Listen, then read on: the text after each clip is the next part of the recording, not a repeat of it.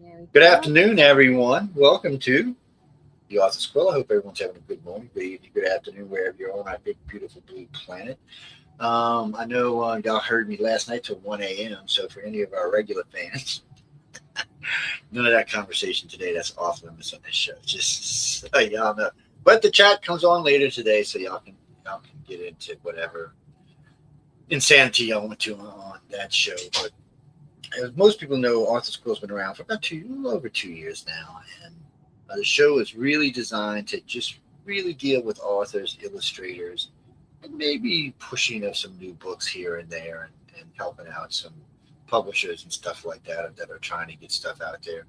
Why does John have on a cowboy hat? Because he lives in LA, and that's the thing now. Jessica, you see, John, he's been on the show with a cowboy hat. Yes, he is. Last time he was, it was last year when he was out in Nevada somewhere. So it was a couple weeks ago, I was in St. Louis at the Western Writers of America. Oh, see, that's where it was. Conference. It's Kirby. No, Oh no, her contact information is actually on the page. Yeah, you're talking about the show I was talking with John just a few minutes ago. Yeah, so when you see the banner scroll by, which there will be one here in a little while, it has their contact information on the bottom. Whatever websites they send us will be scrolling through on the banner itself. Yeah, we always put them in there. You know, that way they're there for life. So anybody can go back a decade from now. Yeah, we have archives now from 1999. And I think we 117,000 archives ago. Yeah, you could actually pick up one of our shows, turn it on, and not have to listen to the same show again. Well, 3 decades, 2.5 decades, and by that time you'll be another 3 decades ahead of you. So you can listen. You only have to listen to the same show twice. Anyway, welcome, Sheila. Welcome to the show, John. Welcome to the show. I know we got somebody else come on. I'll drag him on in a few minutes. How's life treating you? Where you at, in Texas?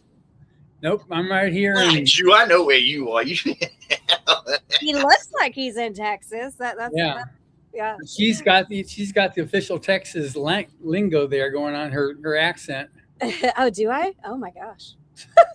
No. I know. I'm like, yes, I'm in Dallas, Texas, but north of Dallas, Texas. We're actually in McKinney. Dallas is a whole nother country. So, and y'all's interstates are Jesus Christ, giant flyover. Even the GPS is like, what is this? I have to drive through every once in a while, and I'm like, God, I hope I don't have to get off on any of these flyovers. Flyovers are scary. You're like, don't look down. Don't look down. There's a particular place in Dallas when you get there, people, that there's roads going everywhere. In every direction, there's a road.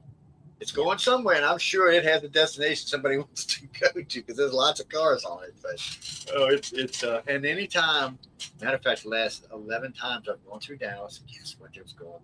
Road construction. Every time there's road construction. So then they divert you here, divert you there. Poor GPS is having a heart attack. It doesn't know where you are. Thank God I'm kind of half but familiar with Texas. I'm from Louisiana, so I spend a lot of time in Texas. But it's from it's definitely a different place to live. Yeah. It's right. Very unique. That's for sure. Much different than Houston, by the way. It's yes. I always say, oh, Dallas and Houston, just like I said, obviously you've never been to Houston. They're like, what do you mean? I said, Houston is nothing like Dallas. Dallas is nothing like Houston. No. So they don't even have the same attitudes. I said, it's a whole different attitude. Exactly. They're like, what? I said, just go, you'll find out.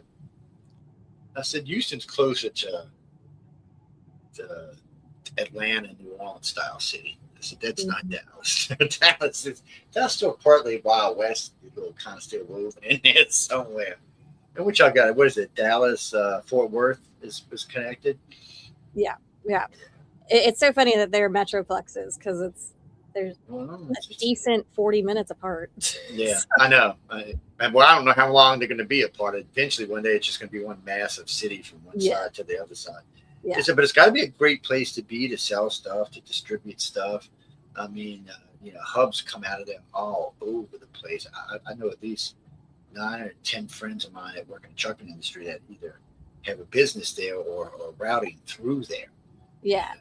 There's a lot of headquarters here. Especially the towns of Frisco and Plano, did huge drives to get world headquarters in their cities. And so that obvious tax breaks, there's no state tax in Texas. And they gave them even more tax breaks to move their headquarters here. So we have a decent amount of giant corporations that are headed, that are all headquartered here. Them in Atlanta seem to be taking over. They're pulling everything out of California and New York. They're either going to Florida or they're going to Texas. They don't seem to even want to go anywhere else. And which is great for Texas and Florida. It's good for the South in general. It brings in jobs. It brings in money. Yeah. My little town of like converted cattle pastures of Princeton, so just like 10 minutes east of here, is like the 5th largest growing city in America. And it's like, what? Like, because they're just so many. As long as they leave their Californian in California and just bring their bodies and. Well, you know what? I have noticed a lot of Californians are not voting liberal when they come out west or when they come out east. They're kind of like, you know what? Nah, it didn't work out there. Why screw up some? Because Texas is offering a lot of things that you're not going to get in California. First, no state tax. Right. Right off the bat, for any company or for anybody makes any real money, you're thinking no state tax. Plus, their sales tax isn't real high. Mm-hmm. Their property tax isn't horrible as states go. There's just a lot of big breaks. Plus, the fuel's always cheap there. Almost as cheap as it is where I live, but it's sometimes you can see gas well below $2 a gallon in Texas. Not in Dallas so much because Dallas is too far north. Yeah, y'all are a little too far north, but you got to understand how Texas is, Kurt. You got lower Texas where Houston is. They're at kind of the bottom of the state, Corpus Christi and stuff like that. Where she's at, they're 2/3 Interstate 20, so they're about 2/3 of the way up the state. You get cold weather up down. Yes, they even get snow sometimes. We love ice. Yeah. We love ice storms. Oh yes, y'all too. Ice storms to form on trees, and so then all the trees break and power lines break. So yeah, we love ice. But for what you do, I mean, it's got to just be a great location. It's yeah, it is. It's very big in tech. Dallas is huge over Houston and other Texas entities, and then we actually even created our own nonprofit for like North Texas AI because there's so much building going on here, and we're like, might as well link all this together. Might as well. Get students involved, get curriculums involved, and so people can go from high school into university and get hired by companies who are looking for people who have taken these curriculums. So that's kind of, it's a big thing here. It's kind of trying to be the new Silicon Valley for sure. It looks like it's heading that way. That's for sure. It is. Definitely heading that way. So now, Joe, earlier I sent you, Sheila sent links for the Books.io. We've got Battlefield's book and Battlefield's audiobook on this new system. I know you're on back in April, I think it was when we launched this thing, but I just wanted to let people know too, as it's a new technology, as we're talking about technologies here. Right. And can you explain a little bit? Absolutely.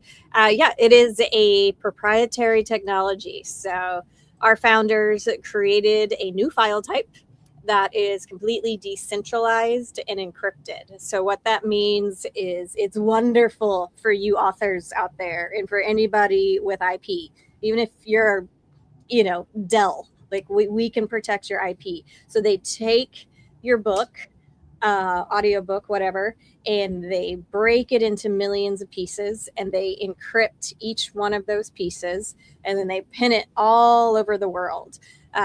And so there's absolutely no way that somebody can get a hold of your book, download it, stick it on the dark web. It's only when you prove that you are the owner, because this being blockchain, you actually own that digital file. Each digital file is completely unique. This is not a license to read one file in the cloud. It is each digital file completely unique. You own that digital file. And so you put in your password of I own this, and our technology goes and starts putting all those pieces together. So it puts it together page by page. If it's an audio book, it's putting it together second by second.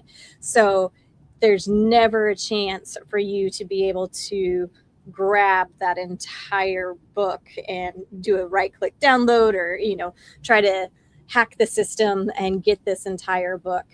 Even if you were able to figure it out and decrypt it, you're going to get one page or 1 second. So it's a great thing we are all about creators here.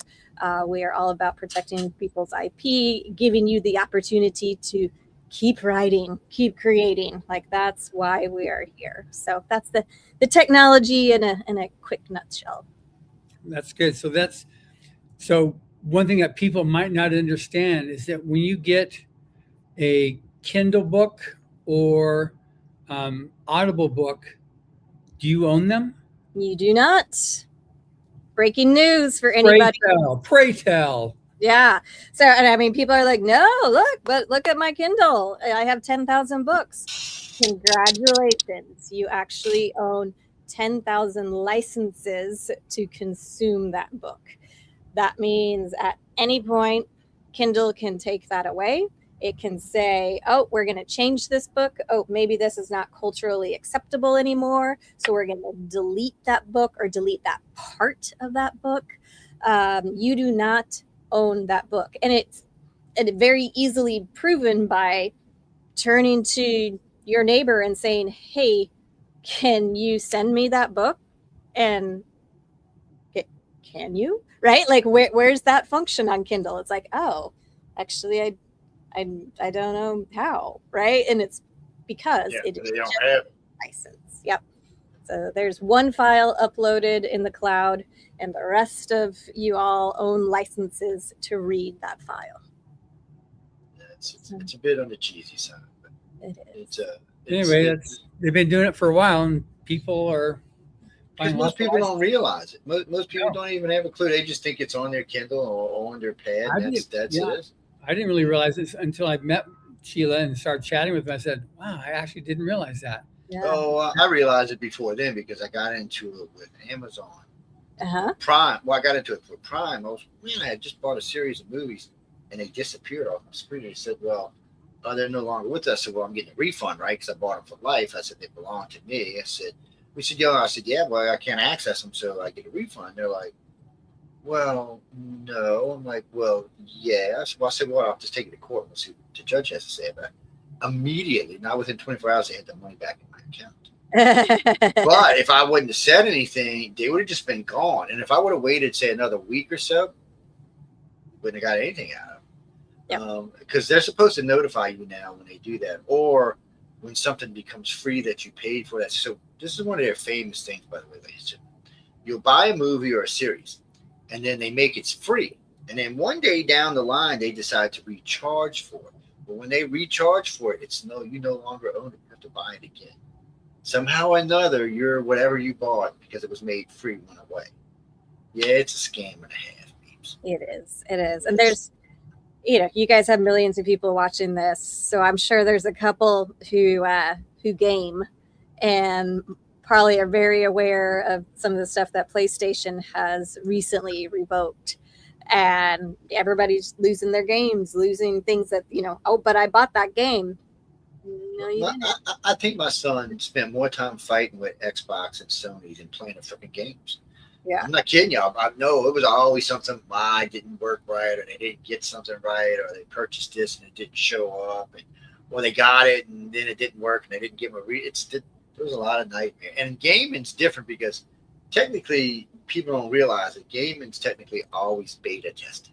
So when you get a game online, if you buy a game on a disc, it's different. They can't do that because purchased a disc. But right. Online, it actually says in the thing, every game is considered beta testing. So if there's a major error, oh, well, you're just, too bad, so sad. You shouldn't have let it glitch. It's like it's your fault or something. I don't know what to do with these people. It makes me crazy watching this. So they scam us in the books, they scam us in the movies, they scam us on the TV, they scam us in the games. And we, the consumer who has all the power, just lets it happen. Yeah. Makes no sense. And I know nobody likes it. That's I think what bothers me the worst is it doesn't matter who you talk to, no one thinks it's good, but somehow or another it still seems to go unchecked. Mm-hmm. But on the positive side of life, we've got Sheila here, and she's able to tell us all about this amazing book that the reason why she's here is because we worked together on the this was the original version of the book, Battlefield Earth, but now we've got The this version, which is what you'll find on Books.io. Yes. And you also have in the actual painting as well. The artwork is one of the add-ons that comes with it. So you get it doesn't say this, it's just a straight art from Frazetta. Art. Yep, exactly. It's an amazing piece of art that you get as part of the package that you get when you get the book. Now, Joe, you play this book twice a year for New Year's and was it Christmas? Is it 2 times in December? Yeah. So what it plays is this one, and there's a couple things that actually play. I know Christopher John won't let me play Mission Earth. Sorry, I know I've talked about it. We're talking about Battlefield Earth, Christopher. Yeah, and I knew he was going to say it as soon as we brought it up. This plays Battlefield Earth plays the week before Christmas and the week before New Year's. It runs the entire week. I think I've got it set at like 6.6 hours, so it runs all 7 days or 5. Anyway, it's set up to cross out a 5-day. The first time I ever did it, I did it at 8 hours a day because it's 46 hours, I think. And it was insane. Listen, so I said, you know what? I'm gonna stretch it out a little bit more. What is so funny is at any given time when you go look, there'll be anywhere from 1,000 people to a couple of 100,000 people listening to it. They're just sitting there listening to it, and you know they're not going to hear it all. So somewhere along the line, they're going to either have to go buy the book or get the audio because there are going to be gaps in whatever they were listening to.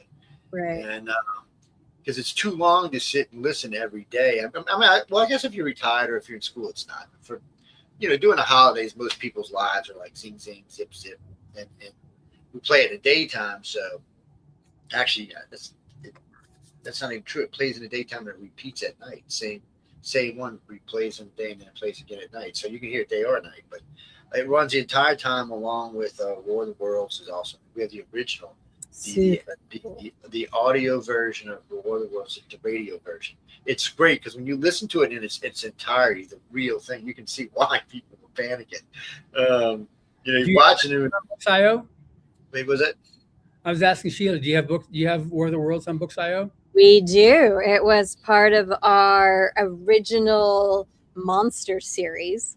So yeah, it was the very first series that we put out. So we do have the ebook and audiobook available. So yeah, you got to preserve the classics. So that was our main thing is, once it goes on blockchain, you can't take it back, you can't change it. And so we have spent the last 4 years making sure all the classics are up. Like Tom Sawyer and Huck Finn are the original ones? Absolutely. Well, that's good, because I hated when they decided that it was politically incorrect. Yep. It's like, they politically incorrect now. And no, blockchain is not just for Bitcoin, baby. So. It is not. It's used for a lot of things. Actually, got a lot of great.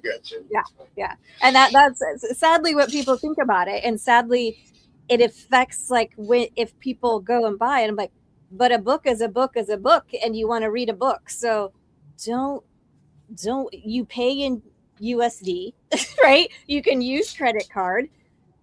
Nobody cares about the price of Ethereum or Solana. We have books, and if you want to read the book, come, right? So it always baffles me when people are like, oh, the market's just not good for you guys, huh? And I was like, it's culture, it's media. Like, it does not affect the price that we put up. They just don't get the price that you pay. They hear blockchain, their brain goes. Exactly. So this is the very innocent, happy side of blockchain for everybody who doesn't understand it. Blockchain is amazing technology, Yes. but then people put cryptocurrencies on top of, and so that's what everybody thinks about. But you can do it. Everything that we do is in USD. You can pay in credit card. You do not have to know a single thing. You can ignore all that cryptocurrency stuff. Focus on the amazing technology that takes media, takes books. As John was mentioning, we have an entire banned book series that is the original version of these books, and they are on blockchain.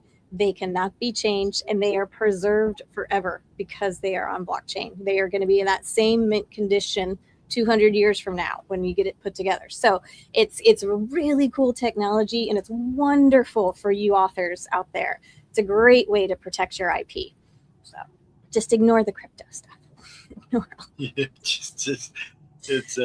Hey, what is that, Jimmy? No, blockchain's used for a lot of things. It's just really good security is what it is. It's an upgraded. It's almost a quantum version of security, and it will be around probably another 50, maybe 100 years before something better replaces it. Well, it's not that something better won't come along sooner. It's not a matter that, look at it, took Bitcoin a decade and a half just to get to where anybody even used it. When I bought into it, I got lucky. A friend of mine who was investment banker in 2013. It's like, Joe, it's like $500. You got to buy something. I ain't buying anything. You need to buy some. And she just kept bugging me. And finally I did. And which I'm grateful for, because when I sold the first time, it was at 65,000. Whoa. So I was kind of like, yeah. No, Gene, all I did was go because I retired. So everything I made went into retirement. Yeah, because John spends all my money. every time I talk about it, I need $100,000. I'm like, for what now, man? He's like, just I found this cool new cowboy hat I wanted to get. And then he's married. That's expensive. Yeah. They are actually. He's not lying. Cowboy hat. Every time I go to one, I'll get a new one. I look at it. I was like, son of a what? I ain't spending this for no hat. They like to triple in price. I grew up showing horses, and now when you go back to buy the same things, God, I can imagine. Whoa. You're like, oh, that is not the world I grew up in. It's like, oh. I think the very first cowboy hat I ever bought was like $20. I could buy a hat today for less than $300. No, James, actually, some of these hats are more expensive than my boots. Oh no. Yeah, I'm talking about my boa constrictor boots are more expensive than them. I'm like, get out of here. It's all the way you want to look. Well, I bought a Duster a couple of years ago. That thing set me back $425. Yep. It's just a big, basically, it's a big coat jack. Yeah, it's a big coat. Yeah, dark brown, kind of rough looking. Yeah, they're nice. And then but where I live nowadays, I live on the Gulf Coast, so it's just really. You don't need it. You don't need a Duster down there. No, we don't really need one. Jimmy, we're always talking about books here. I'll give you Carmen's email, but if you're a serious author, you don't have to be award winning or anything. You just need to be somebody who wants to work hard. Well, first thing I'm going to tell you is you should go try out for Writers of the Future. Go take the course and then submit 4 times a year till you win. Yeah. We've published over 1,000 people now. Wow. Yeah, I mean, just it's that easy. No, really, it's that easy. So it's writersofthefuture.com. Boom, there's a website. That easy. You go over there. There's a free course. John's wife and a few others help put together. Really good. Got great videos. I've taken it like 3 times. I haven't seen the latest videos, but I've taken it like 3 times. I just never can write the book at the end. But for you, if you're really professional or somebody who really wants to learn, it's a great place to go and learn. And then as you submit, and I'll tell you something, this when I first met John and him, I didn't realize this really went on. It took about 4 seasons before I actually paid real attention to it. But if you're a regular and you're writing all the time, or an illustrator for that matter, you're sending in, they have a lot of different things, silver, honorable mention, and things like that, where you're getting advice, and not just advice, but encouragement to submit again. And a lot of those people, when I've talked to them, because I've interviewed everybody in the last 8 years they've had, 8 seasons they've had, plus some others, they'll all tell you the same thing. it helped them, it encouraged them, it made them. I can't tell you how many of them told me if I wouldn't have got that, I probably wouldn't have submitted again. Yeah. So all I can tell you, people, is it's a safe place to be. There's no hostility. There's no funky monkey business allowed on their websites. Go take the course and submit. Whether you're an illustrator, whether you don't know, no AI. No, I'm sorry, no AI. They don't do AI. As a matter of fact, most people who are doing contests are not going to do AI because it's something about awarding an award to an AI that just doesn't sit right with as long as we try to do our due diligence on making sure there's no AI in the art being submitted or the story being. It's pretty easy right now with the stories to be able to tell them they're AI because they just read differently. Yeah, they do. It's like it. I don't know. It's just when you read the whole thing from an AI, somewhere along the line, something's just not going to make sense. It's like AI loses the thread and starts a new one. It's like, okay, I was going here. Oh shit, I ran out of information. Oh, let's go here. You're like, well, where are you? How did you get from here to here, man? What's going on here? It's like when, I was listening to Missionaries, that happened to me. I was listening, and I quit listening for like 6 months, right at the point when they switched narrators. So when I came back and turned it on, there was a different narrator. I'm like, what the hell happened here? So I had to go back and listen to a book and a half back to make sure I didn't miss something. The first 8.5 books is the confession of Sultan Greece, and then he's in prison, all that stuff, and now you've got 100 years later, and you got this other guy that's finding this conspiracy that there really was a planet called Earth, and there really was this place called and blah blah blah. So yeah, it was.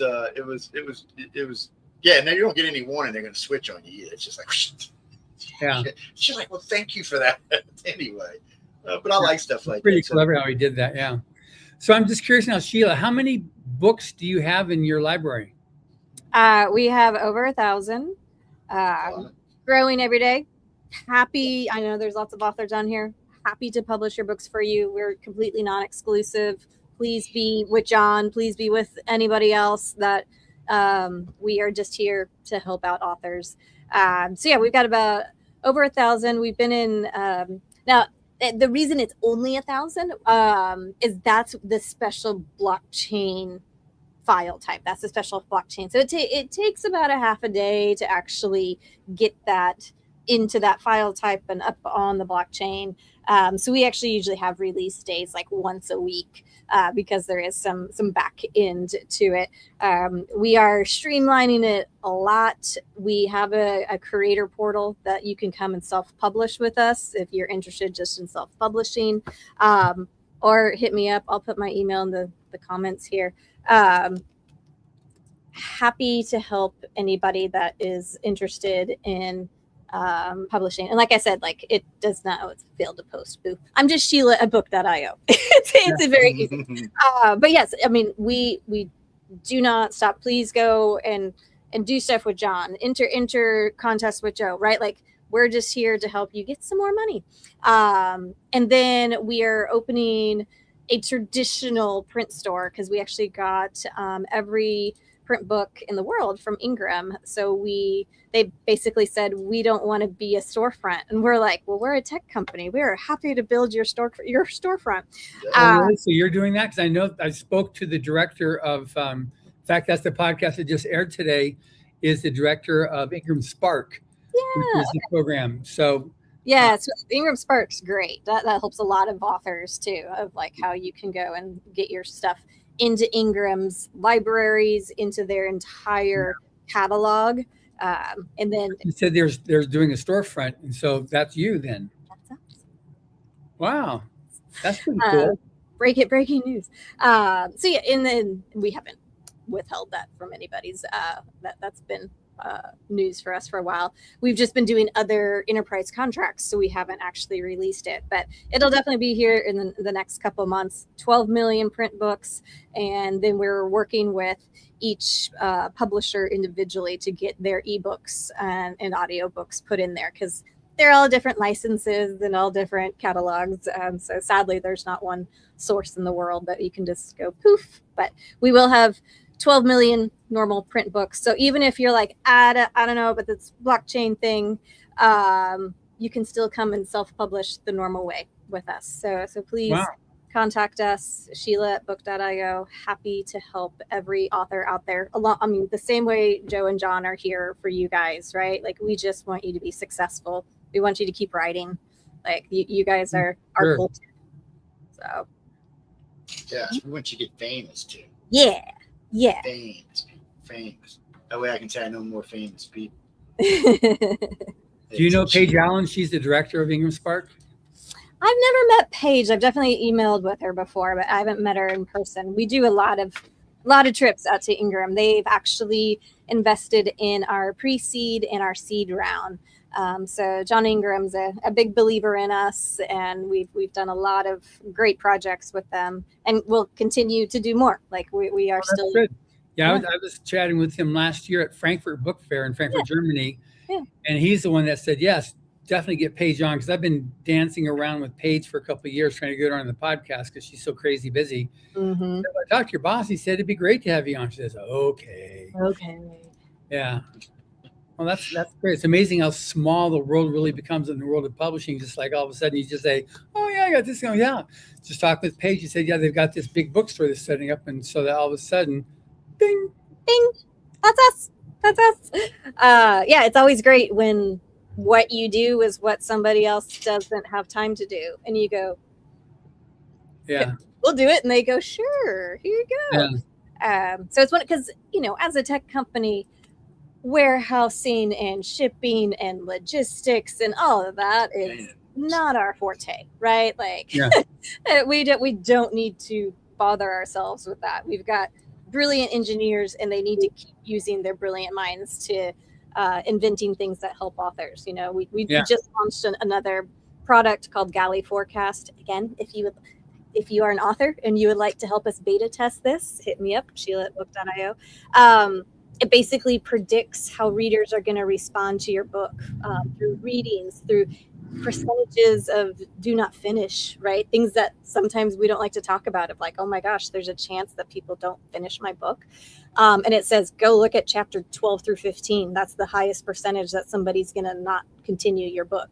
Like, it just gives you marketing avenues. Start at this area, highlight chapter 12 if you're going to make a 30-second reel, so it's just really neat things. That is the step before you hire an editor, and the step before you hire a marketing company that's going to go get you 800 ARC readers, which is advanced reader copies. Somebody doesn't know what an ARC is. So all these advanced readers will literally read your book and give you a review for the pleasure of getting your book for free, basically. A lot of ARC readers are paid very, very highly. And a lot of them don't actually finish your book. So with the genius of our engineers, we have consumption data. So our next product we really want to launch along with this Galley Forecast is kind of an ARC reader that goes, actually, you can only leave a review if you've read 90% of the book or more.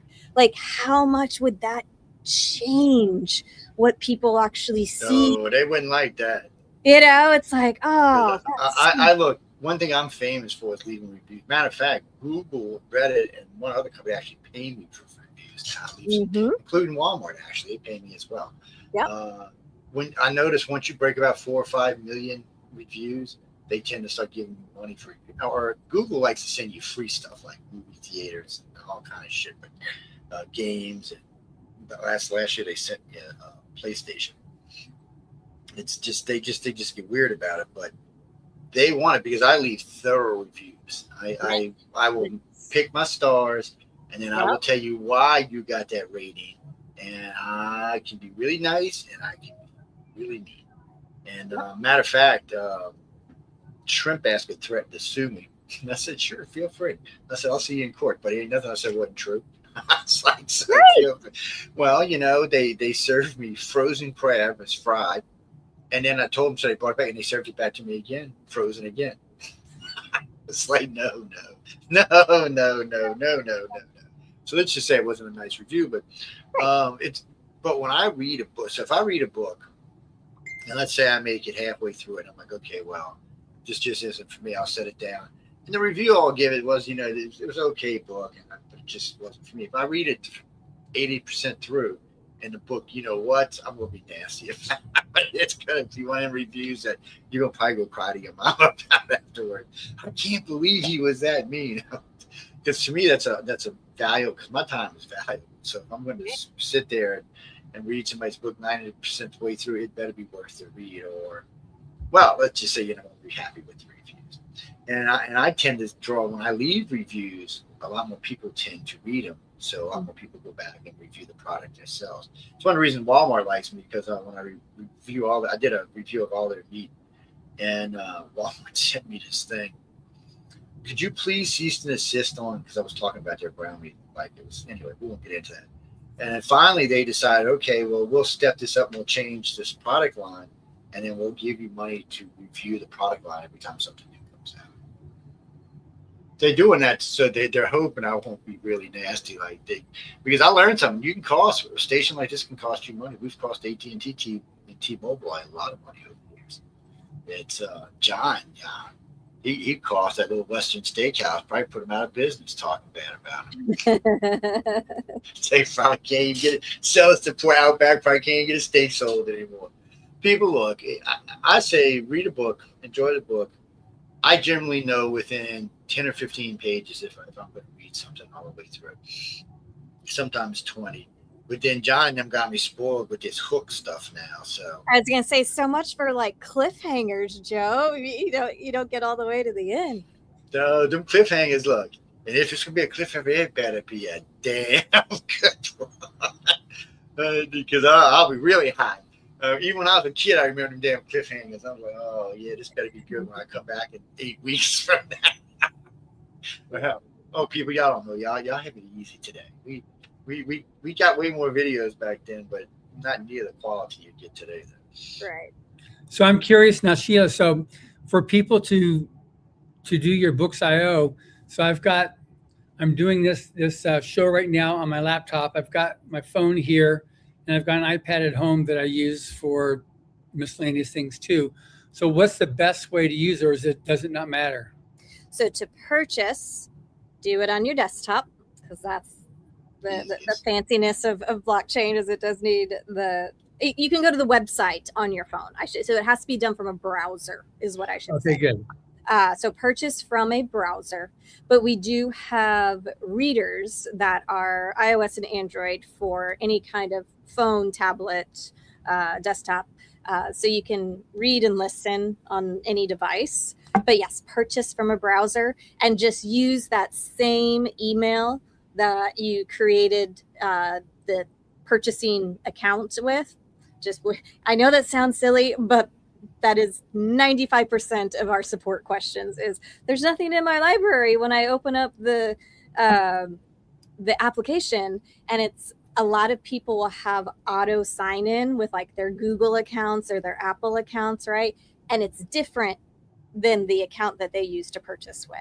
So when you get it on your tablet or your phone, you're like, yeah, download, use whatever email's in there. It's like, make sure it's the same one that you purchased with on that browser. But yes, you can consume on any iOS or Android device, but purchase from any browser out there. And it's super easy.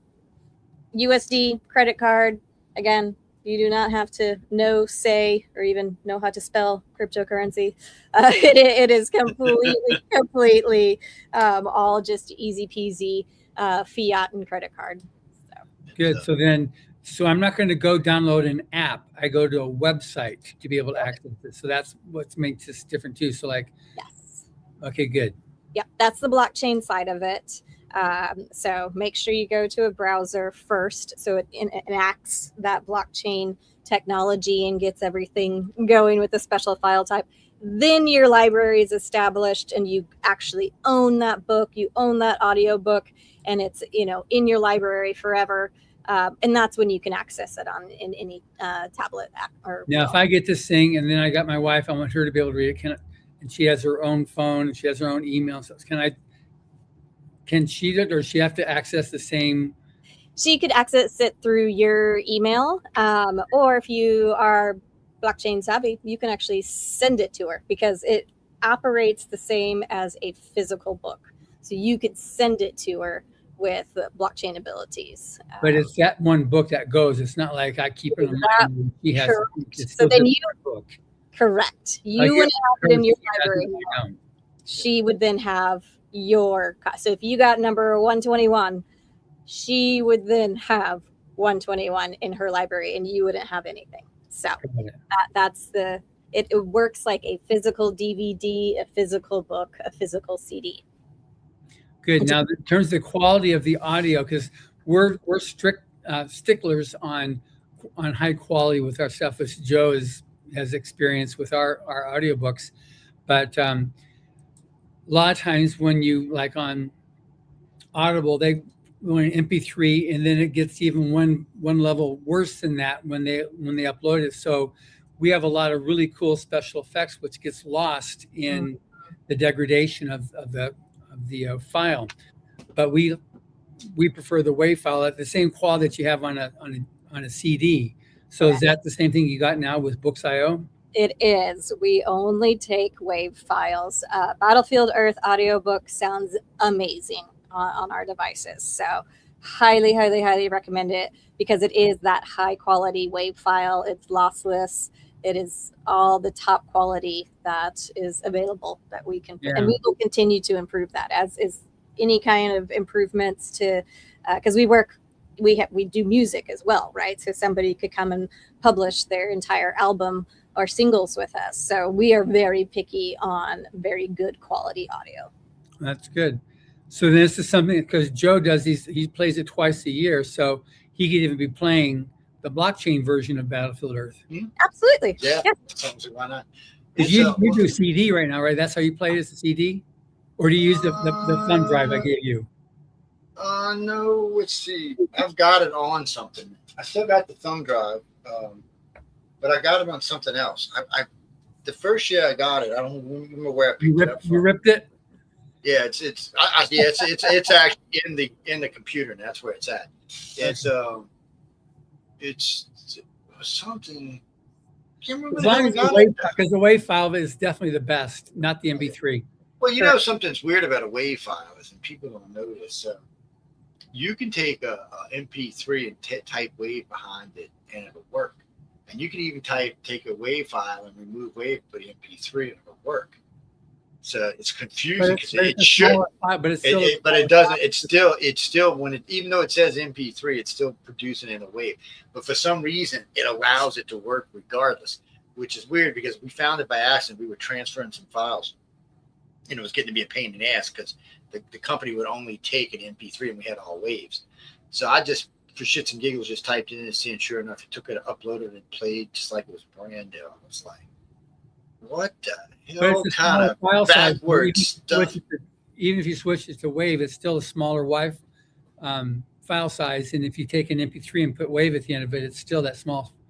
Yeah, I mean, because they're when you're in a WAV or in an MP3, I mean, you're just audio, so it's nothing. It's not like when you're in an MP4 where ungodly amount of video involved. Because most videos today, even most crappy videos, are 1 gig. Anything good's 3, 4, 5, 6 gigs. Now, I mean, these shows, like this show, when we produce this show out of here tonight, will be 4 gigs. Now, what's funny about that is, if I take this same show and upload it to YouTube and then download it from YouTube, it'll only be 800 megs. Because YouTube does some kind of conversion. Yeah, they compress it down. Yeah. So we do that too because we use it on other stuff that it's easier. And now it doesn't matter because we're running a gig up and down. So a gig up is even with the 5 gig file, it's nothing. It's 8 seconds, man. If it's even that. All I know now is when I upload files, I don't even have time to put the title to it before it's finished uploading. And so in the old days, it was like 10 minutes, and, a file plus. So it'd be a couple of hours to upload it now. I can upload 2 days worth of stuff in a matter of 30 minutes. It's how fast I can type actually is what slows it down. That makes the question. So Sheila, now on Books.io, so if I order the book like Battlefield Earth, I'm on there again. So how long does it take for when I buy it for it actually to be on my device? A couple of minutes. So it's not instant like if you would, buy that license to stream, because that's literally what you're buying, right? Is a license to stream. So this is, you're actually getting all of that put together and put into your library. So yeah, it's for Battlefield Earth. Like I just did the audiobook to my library a couple days ago, and I got real picky because I tried to play it right away, and I was like, and I was like, wait, this is a giant book. Give it, and it was 3 minutes, and it was playing, right? So you just have to be a little more patient, and give the technology a little grace, because it is above and beyond anything else. 42-hour audiobook too, or 47-hour audiobook. So exactly. Cut us some slack. Well, welcome, Owen. Greetings. Can y'all hear me? Yes, we can. Fine. Yeah. Awesome. How's your day going, John and Joe? Pleasure to meet you for the first time, as Nice well to as you, meet you. Sheila. Nice to meet you. Nice to meet you. So Sheila's in just outside of Dallas, and you are? I am near San Antonio and Laredo, Texas. Oh, nice. Okay. Used to live in Dallas, though. Nice. And Joe's just on this side of the ocean. Yeah. Well, today I'm in Pacific Coast. Today I'm in Henderson Point, Mississippi. Okay. So half the time I'm in New Orleans, half the time I'm up here. I got a buddy down there in New Orleans that it's a radio host. You might know him, David DeCorby of the Weekend Geek on WRNO. No, I think I know the name, because it's probably, if it's on RNO, it's probably somebody I fight with on a regular basis. He does imaging and other stuff. Because we, I grew up with a lot of these people going to school. And I wasn't in radio back then; I was in construction. But it's okay. I grew up with a lot of them, so I used to call in a lot, and I got a reputation for being just not so sweet.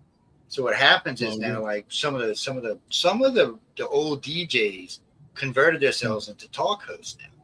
And they used to just be DJs, so they have become political advocates now. And I'm like, really? You want to go there, right? And I'm like, let's have some fun. Right. So I'll call in. Well, a couple of them asked the producers not to let me through. And you got to be kidding me.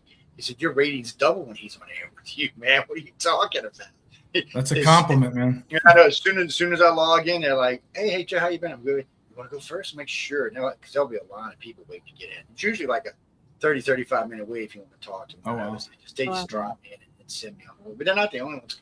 Coast to Coast does the same thing when I call in. They're like, oh, the you-know-what call. Let's put him on. Because, because I don't usually call unless somebody said something or done something that somebody needs to say something about. So John did me. I used to not be like that till I met John. John's just a bad influence, man.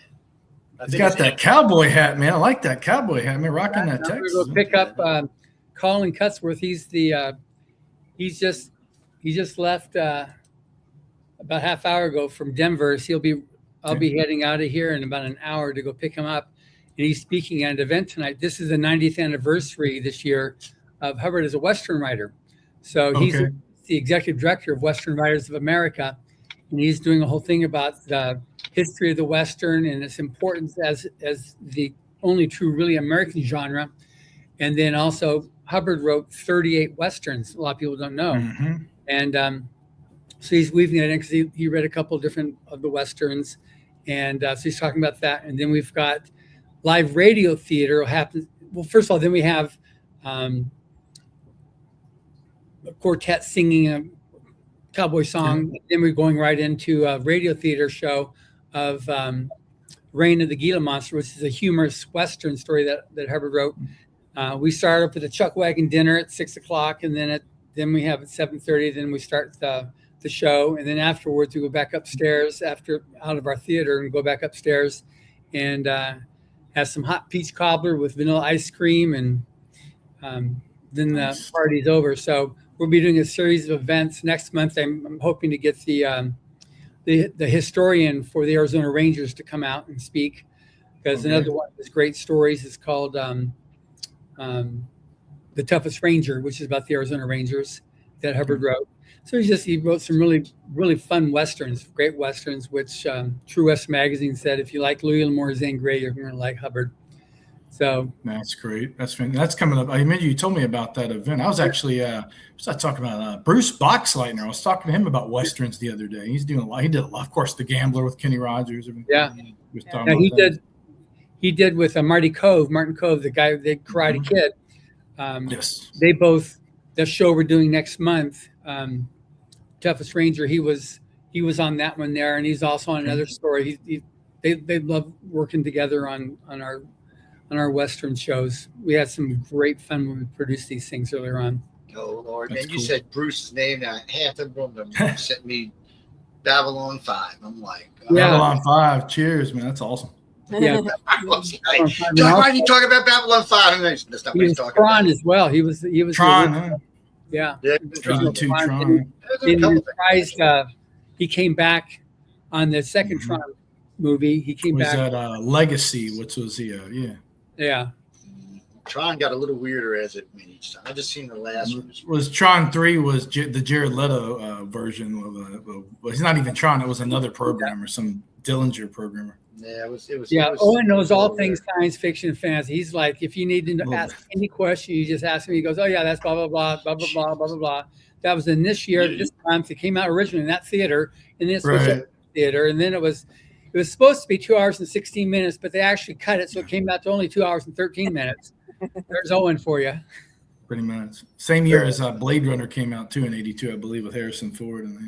Yeah. Blade Runner was interesting. It caught me off guard the first time I seen it. That's good. And Wrath of Khan, Star Trek too. Yes. Yeah. Great. Just won yesterday. Greatest movie in history. Yeah. I was like, really? Don't get me wrong. Now I'm a big fan of. But still, I don't know. It's the greatest movie in history. I mean, well, they're doing another one. It takes place as television series in 2099, which is 50 years after the Ryan Gosling film. I think Amazon or somebody, Amazon Prime Video is doing that one, and the other one's a Neuromancer by William Gibson's. They're doing a series on that, so I'm really curious to see what they're doing with the cyberpunk genre on that. Might be interesting. I don't know. It's hard to get good sci-fi these days. I know that. Yeah. Cyberpunk's interesting. It's a whole nother like sub-quadrant. It's steampunk. There's even one called diesel punk, afro punk, steampunk, and cyberpunk, and something else. My son turned me on to one of them with Cowboy Bebop, I think it was. Yeah, that's kind of a cyberpunk sci-fi futuristic. Yeah, I was like, what are you watching, boy? He's like, Dad. I said, what's a cartoon where you watch? He said, well, come sit down and watch it. So I said, it's a cool one. Yeah. It is. It's cool. I was surprised it was a cartoon. I was like, okay, well, we'll watch it. One of their space shuttle crafts is actually a fishing boat or whatever that they fly around in they can land on water, which I thought was a pretty cool concept for a sci-fi. They got, and I don't know. So the last thing I think came out of Netflix that I liked was Altered Carbon. With the first season with Joel Kinnaman. Well, they're both good. Well, the first season they're both good, yeah. Well, you mean the second season we had, what was it, Captain America? Anthony Mackie, yeah. No, James, wrong Captain America, no. The new Captain America, yeah. The new Falcon as Captain America. Anyway, the new Captain America, yeah. But anyway, he was in season 2. But no, it was just a lot of drugs, a lot of sex, a lot of nudity, a lot of gore. What was the first season? I'll never be a fan of that one. It's a great series. Oh, it's a great series. Kind of a detective noir of sorts. You just got to kind of close your eyes part of the show. There's so much good stuff to find out there. I'm reading a book. I've just finished up a book a couple weeks ago, which was called Level 5. And Level 5. And it's about generative AI to the next level 5, where it actually is able to get itself out of the computer core and actually be able to start expanding itself. And what it does is it destroys a third of the world with what it's doing there. And so level 6 and level 7 are the next 2 books. I'm interviewing him. How does is it like robots, like Terminator? How does it like? No, it's like taking over because it's super AI. It can hack into other computers. It can take over stuff. Military systems, all that kind of stuff. Yeah. And so it's pretty crazy. So I'm gonna be interviewing him next week on the podcast. But then after doing that, I was like, oh man, I need a break, because I still have to read like a book a week. So I'm reading one right now. It's a Western romance. Okay. Totally a different direction. These 2 girls came up to me. They're best-selling authors, and when I go to writing conferences, I do these 15-minute consultations on what to do for your to get going again. or to take your next level up. So they came in and they were like these two totally vivacious ladies. They're so excited about their book. And like I said, they were already best-selling authors, but they did this one together. I said, I couldn't say no because they were just so like full of energy. I said, okay. This was at in Provo, Utah, at Life, the Universe, and Everything conference. And so said, okay, I'm not that much into romance because I don't like what you were just talking about in Altered Carbon there. I'm not into that stuff as a There's some romance in there a little bit. Yeah, some romance in it. It's actually a decent romance. There's just a lot of, sex in there. Yeah, not so much sex, just a lot of nudities, really. It would be a better way to say. Cyberpunk signs and advertising. Yeah, I love those signs. That's not my cup of tea. But anyway, so I was been reading it. It's like, wow, this is fun because there's obviously romance, but there's no sex, and it's just a real fun thing. What's romance? So it's a big change of pace from that. And then I'm in the middle of another one, which is a medical thriller where the author, she's a past winner, but she's also a doctor. So I'm constantly looking up words. She's got so much medical terminology and stuff in there. But I'm always reading techno jargon, like the jargon or whatever. Yeah, of an emergency room doctor, all these different things that they do and different things that are happening. But anyway, so we've got Sheila here. You haven't met her, but she's really big. She's a super techie. You're a science fiction geek. She's a super techie geek. And so she's meet you, Sheila? So she's got this you. Yes. So she's got this thing called Books.io, which is blockchain books. Okay, very cool. Very cool. How does that work exactly, like with the blockchain?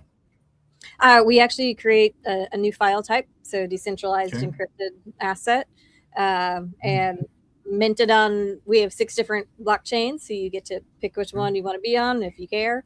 And then it works simply like going to a bookstore for customers. So right? you go in there and use that. It's like a kind of like a crypto digitized file that is it like non-fungible, or is it just own file and like mainstream? We do non-fungible and fungible. So it just depends on how you want your mint to go. So if you want them to all be unique, we could do completely different covers for every single one, have them numbered, right? Like obviously going to be a non-fungible situation. If you want almost a reader's edition is kind of what we call it, that we would, stick it up there for $2.99 and make it a fungible. That's one cover, and every one of them is the same, right? They're not going to be. Y'all do like graphic novels, or is it solely novels, or a little bit of both? Or we do graphic novels. We do music. We do film, audiobooks. Yeah. So we've got every type of file, including if the really boring stuff of if you want to bring your company's IP and protect it on the blockchain, right? We can chop it up and completely decentralize and encrypt each one of those files and make it completely piracy protected. That sounds very interesting and very futuristic at that. It's awesome. Yeah, it is. It's very futuristic, and it's awesome for creators. We've had people use it in so many different ways. Sometimes they just want to be creative and they wanted 170 different covers for their book, right? Do y'all do like anything with games or gaming, board games, video games, and stuff like that? Right. We haven't done gaming yet because we just haven't developed the technology to do the gaming side of it. It's a little bit different type of motif there. Yeah, it is, right? So, but as far as consumable media, that we are, it's a lot of it too. Right. Movies and television. Yep. And it's, on the blockchain, it's not going to change. It's not going to be able to be taken away. If somebody goes, I made a mistake, it's like, okay, we have to mint like a whole new thing. You can never new thing in there.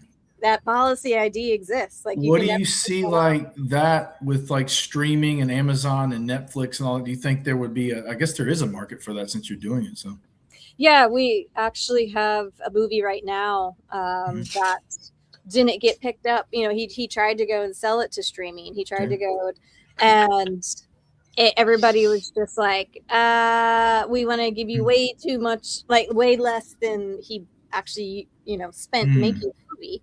So he's like, oh my gosh, how am I going to recoup this?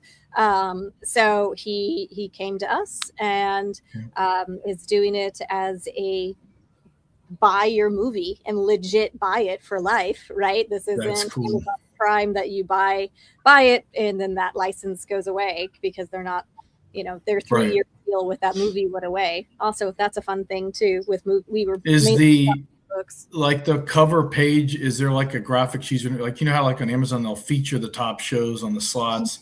Is there something like that where they can recommend or trending? I guess there's trends on there as well. It's like the streaming, I guess. Yeah, absolutely. That's really interesting. That's cool.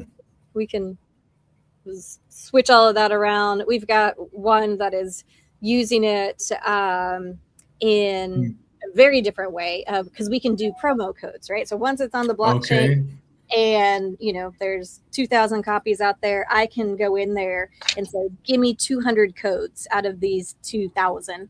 And then those 200 codes can be made into gift cards. Right. Like digitized gift cards. Right. Cool. Digitized gift cards, actual physical gift cards. If you want to sit there and scratch them off and go, okay, I need to type in this code. Poof. That's cool. There's my movie.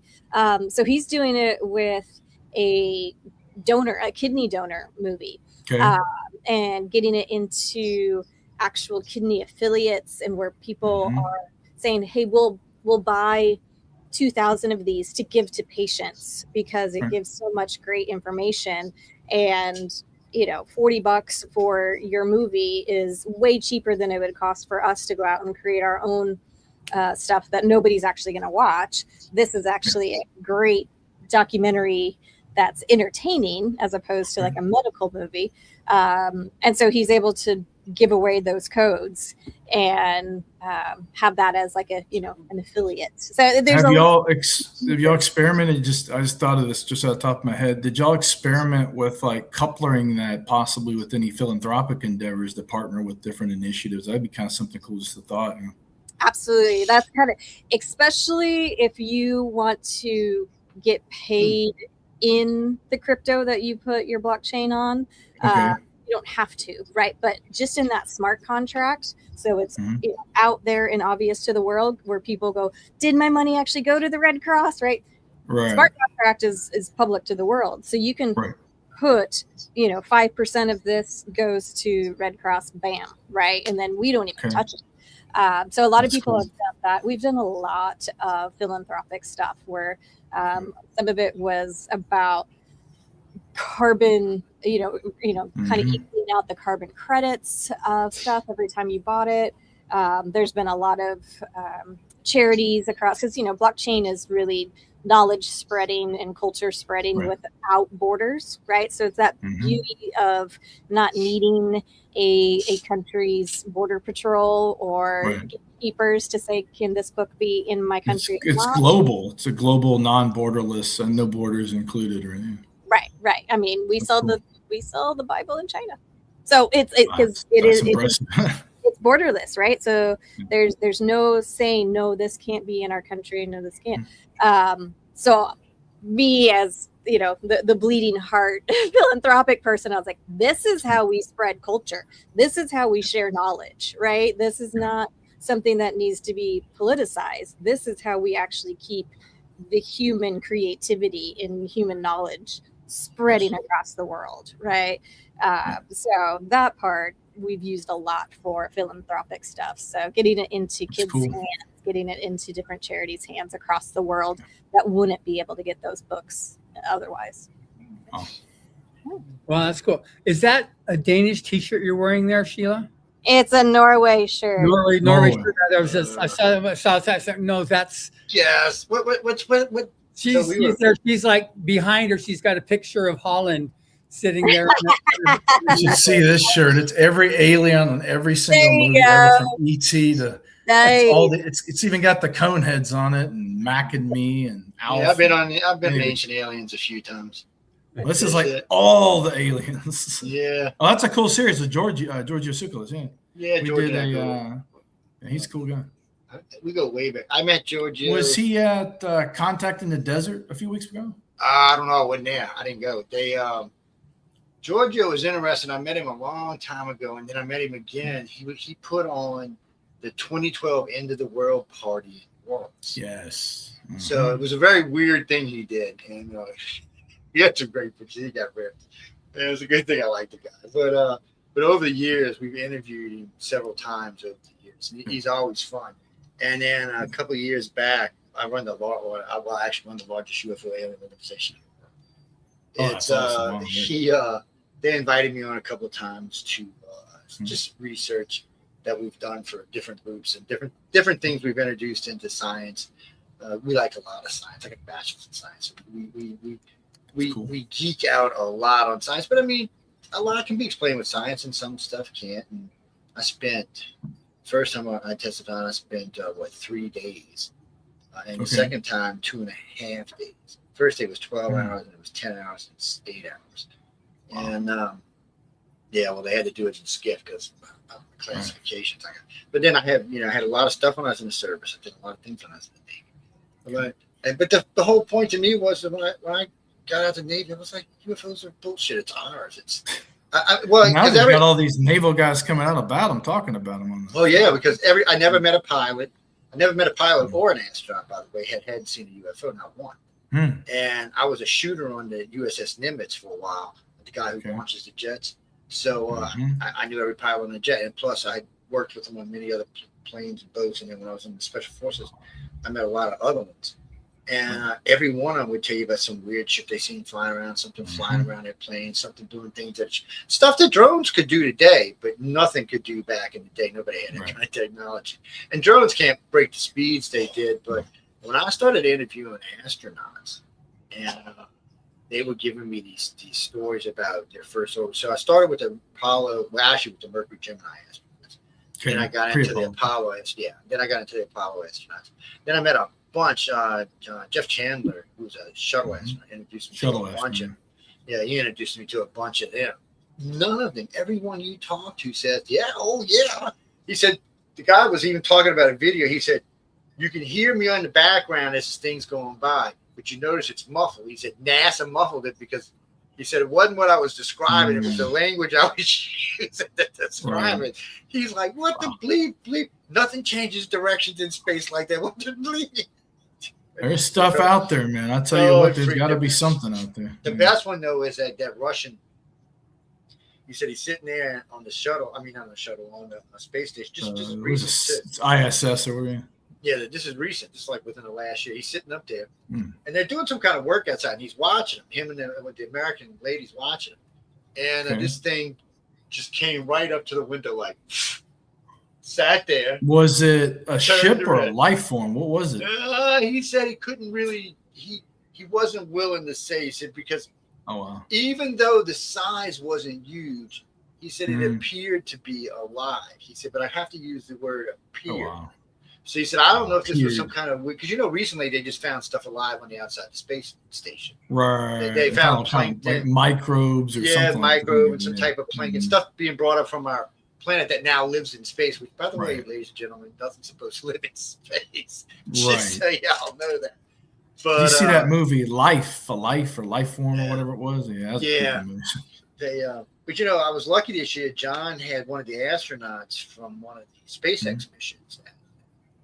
Yes. Speaker this year, and I wasn't with the table. So her and I, I had a bachelor of science. The other guy had 2 PhDs in science. Harry Quill. He's a double PhD. He got 2 PhDs within 1 week. He's going to be at. Are you going to be at San Diego Comic-Con, Owen? Yes, I'll be there. Get there early Wednesday, and I won't be leaving till Monday. So I'll be there the whole thing. I'm going to info you then on it because I'm trying to set up a dinner on Friday night after a panel that's happening there with Harry Clores' name. He's a double PhD in science, hard science, and well, we just geeked out is what we did. Yeah. And if you were non-geek and you walked up to the table, you'd have been like, "What the language are these idiots speaking?" It's alien language. Oh, well, you could tell in her case, it was just nice that she sat down and started talking to us. And everybody knew what the hell she was talking about. She was like, wow. Yeah, she's the first one that actually did orbit around the poles. Yes. It's always been around the circumference, but she's around the poles. And it was interesting because she's a videographer, and that was her training. And it established that it was easier to train. National Geographic or something like that, right? Yeah, she's in lots of, including that. It's easier to train her to be an astronaut than it was to train an astronaut to be a videographer. And they gave a command of the mission, which was cool. Yeah, they gave a command. Where was she from? Norway, Sweden, Norway, huh? Norway, yeah. First Norwegian female astronaut ever. Northernmost city on the planet where she lives, and she's a total hero in Norway. And I think she was the first female commander for a SpaceX mission too. Yeah. We actually recently had Colonel Eileen Collins was on our show, so she was the first shuttle commander, which is pretty cool. Yeah. Who? Colonel Eileen Collins. We had her on the show a few months back, and she has a documentary. She was the first shuttle commander. So you got the shuttle and you got this privatized SpaceX, two different things. Yeah. So it's weird because now we've got SpaceX astronauts, but we also have NASA astronauts using SpaceX equipment. And of course, we've got Boeing equipment now being used by NASA, which it just gets good. And it was just, Elon, close your ears here, Sheila, when I say this, but Elon must have had an orgasm when they called him to go save the Boeing astronauts. I mean, he must have been going, "You got to be kidding me, right? You just did not hand me this." I saw this funny video these guys did on YouTube where it's like these guys, it's a station called Planetopia. It's these little alien guys. They're people that do the voices, but they're alien animations. And they're actually talking, laughing about this, saying, what is their ship like Fisher Price? They have to go get rescued. And it's hilarious. Those guys' channel's priceless. But they talk about that particular incident where they had to go rescue Boeing up there in space. We were, matter of fact, we've been doing some of that. The Baby News Network stuff. Whoever makes that stuff. What is that? You haven't seen Baby News Network? Oh my God, dude. So he makes a baby Trump, a baby Melania, a baby Joe Biden. I've seen it where they'll do like the Goonies or the characters. He had him talking with the Ayatollah, and then he took over as the Ayatollah Trump, the baby. Demands it. Whoever does this is insane. Some of them are much better than others, but there are a lot of really good ones. Yeah, I've seen him do like movie characters. I've never seen that. Yeah, it's called the Baby News Network. That's what it's called. Baby News Network. And it's mostly about Trump. And in the beginning, you could use this stuff for anything. Now he's starting to get some following, and so he's got a little bit more dicky about, excuse my language, but he's got some really good stuff. We use it on the shows. He don't give us any trouble about it. We use it on the shows. It's just like kind of fictional if it's not like it's not. Yeah, so like one of my favorites is him and Kennedy, Trump and Kennedy. Yeah, him, not that Kennedy, the one from Louisiana. Right. They get together and they talk Joe Biden into flying over to Iran and blowing up Iran. So this is like fiction. It's like a fictional thing. Right? Oh yeah, it's kind of a satire in a way for some. Some of it's satire, not all of it, but some of it. It's just retarded at this point.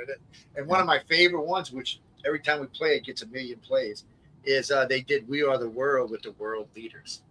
Oh wow, like the one with Michael Jackson, Kenny Rogers, and all that. Yeah, so they took all them out and put Trump and Putin and Xi Jinping, all of them in there.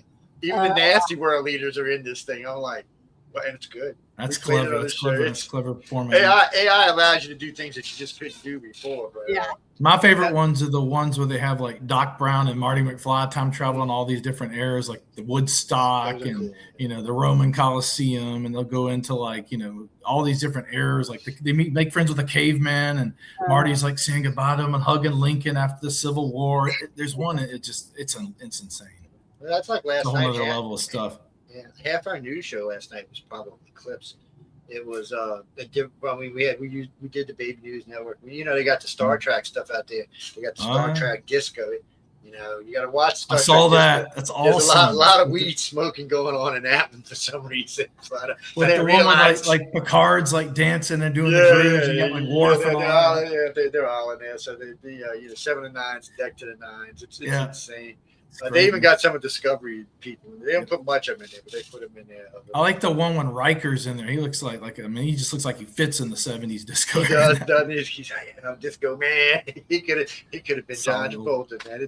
But a lot of this stuff is really funny. We use it for a lot of different things. Plus, we've been doing the clips of FIFA. All the people the World Cup. How great the World Cup is. We've had some live people on. We've done a lot. Some of that's actually in Dallas this year. Where you're at, Sheila. Some of them. Yeah, we've had 9 games. Yeah. We've had, I think. Did you attend any of them, Sheila? I did. I went to the Norway Ivory Coast one. Yes. Oh, What? wow. So you could roll across Texas? Is that what you was did. doing? We did. Yeah. They're rolling their way across the country, Whoa. man. It's crazy watching that. I was watching them on an escalator the other day, rolling on an escalator. I was like, "Y'all nuts, aren't you?" They fit right in with Americans, I got to say. Oh, they love them. Yeah, it's the World Cup people. I can't speak for all the Europeans, but everybody who's been to the Cup, it fits right in here. Yeah. And most of them are That thing talking is about. amazing too. Is just the general reaction. Pretty much whenever you go anywhere, is the media is such a bad hat. They're the ones that are painting all this divergence of like, like hate. Yeah. They got this idea, and so if you take a look who owns the media, that they're the ones that stand to gain from keeping opposition happening here, so that when they come here to America, like, wow, it's beautiful. It's nothing like I see on TV. Yeah, they got the European So media that back you now. go to, and you Because there's just- like 90 revisions by a CIA operative, like Anderson Cooper or somebody. I know. Right. Yeah, I saw a great I guess. Yeah, that they said, like, if you want to hate Americans, watch the news, and if you want to love Americans, drive across America. That's right. I was like, yeah, I drive across it regular. yeah. It was like just a whole bunch of Europeans that had come over for the World Cup and were going to a whole bunch of games. And they're like, the greatest, Which country is to super drive cool. across. Yeah, it's just amazing what the media does. So, but you take a look at like the Soroses of the world, and their whole thing there is to spread discontent and try to, Yes. I mean, you've got But these. Americans are weird. We get tired of things and we change. We change quickly. So we were doing poll numbers because I own an American polling company, but we were doing polling numbers pre 250, and everybody kept saying, "Oh, everybody hates America. Everybody's down on America." I'm like, man, but I live in the South, so it's rare you see anybody down in America in the South. I mean, everybody down here is pretty much gone over. So I'm like, I'm not seeing this. I do a lot of traveling. Last year, 50. I'm originally from Mobile, Alabama, which is about 2 hours from where you're at right now. Well, actually, from where I'm at right now, you're about an hour and 22 minutes. Closer. And Mobile is one of my favorite places. But actually, where we go a lot is we go to Dolphin Island a lot, but we go to Fairhope. Gulf Shores, Orange Beach, Fairhope. Yeah, we go to Fairhope. Fairhope is Fairhope. I don't know how to describe Fairhope. Fairhope is like it's out of time. It's an artiste community. Everybody's there. It's very polite. The food's good. People are nice. But It's kind of like the Beverly Hills of Alabama. Is what it is. It's one of the safest places on the planet. Yep. Anyway, 'cause I'm leaving in about 5-10 minutes. So what's the punchline for 250? So wait. So anyway, so we do all these polls. Everybody's like, oh, it's 30%. So here comes 250 night, 4th of July. Everywhere you look, it's just packed. Even in DC, where the media tried to sell it, but everything they could. Even I watched them as they left when the rain started. And I watched them as they piled back in to listen to the president. And they were talking about how long he spoke. He only spoke for 40 minutes. For Trump, that's like nothing. that's like a hiccup. That's nothing. I'm thinking, man, he didn't even talk that long. But the show was great. The people were great. It was packed full of people everywhere you looked around the country. Even New York, even with Crazy Mandami up there, they did a great show. The boat parade was nice. And the people were. It didn't matter what city you went to. It was packed. And the best part was you had all these people who stayed over from the World Cup to celebrate. Yeah. And they've never celebrated anything like this. They did. I'm listening to these people talk. They're stunned. They first off, patriotism in Europe must be something that really doesn't exist. Because when you listen to these people talk, they're like, they just can't get over how much pride we have in our country. And now that they're here and they're seeing it for themselves and not listening to the media version of it, they realize that, oh, America's a much different place than what they've been told. But I noticed the media is over there. Back all I saw on the mainstream was they showed pictures of the DC celebration, the fireworks display. They just showed how it was all the smoke, saying he couldn't even see this stuff because there's so much smoke. It was like they're trying to like zero in on just. I watched the whole thing. You can see everything. Now, I'll tell you what, though. I feel for you if you were down there about 45 minutes after the show was over. There was a cloud. I mean, there was a cloud covering like half the city. But I mean, it was 850,000 fireworks. And then one guy goes, well, he didn't break the record. I said, no, that's not true. He broke the record for the amount of fireworks shot. But the person who owns the record for the longest is Dubai. 1 hour makes 2 sense. minutes. Yeah, they hold the record at 1 hour 2 minutes. So Trump's got the record for the most fireworks shot on any given show. But Dubai, that's probably the Dubai New Year's or something like that. Yeah, probably so. And I got a friend of mine owns condos, and he calls me that day. He goes, "Oh, you're rich. I'm gonna fly you to Dubai. You can come condo." I said, "I can't afford to buy a condo." Right. I said, "I'd have to sell my friend John off. Sell him and all his friends. Should all go to Dubai. It's like a futuristic looking city. So he goes, no, just come. So what they do is they fly you. It's all expenses paid. Fly first class, wine and dine you the whole time you're there. And then they don't want to sell you just one. They want to sell you like 5 at a time. Oh, Right. wow. So I'm like, then how much is this going to cost? He's like, well, depending on it, anywhere from $1 million on it. He said, just depends on where you want it. He said, but he said, Dubai finances Americans, even with bad credit. I'm like, we always have to go play golf with them when we need some money. That's true. So he says, they just like to finance you. I'm like, the real money. The Earth's real money. Yeah, that's true. I'm like, well, I love you, but I ain't coming to Dubai. It's not gonna happen, my friend. He goes, because a good friend of mine just came back. He was so freaked out because you can Vegas has them too now, where you can get your Bitcoin out of the machine. Well, Dubai, you can actually get little ingots of gold. You can get gold coins and gold cell phones too. Yes, it's insane. Well, no, and then Jim, they do have one. I got this little thing where you can go get diamonds. Dubai is a different level of a city. Another universe, right? I don't know how to explain. Dubai is like when you read about something in Star Trek, some weird city out in the future. That's what they're talking about. When I landed at the airport in Dubai, I thought, oh my God, just in the airport itself, I thought it's a beautiful city. It's a beautiful city, just the airport, just it's huge. And just they have the diamond stores, the gold stores, all kinds of stuff. It's just like, cool. Exudes money. You walk out there and it's like, holy. I know during the pandemic, they were hiring influencers to go out to use Dubai as a backdrop for their live streams and stuff. Yeah. I was like, man, that would have been awesome. Cool. Anyway, so I'm gonna have to leave in about 5-10 minutes. So it's just getting back onto my favorite subject, books, is this is the author's Quill, and so it's pretty sure it's gonna be the author's pad. Is we're gonna change the name of this show. Digital audio. I'm sorry, John.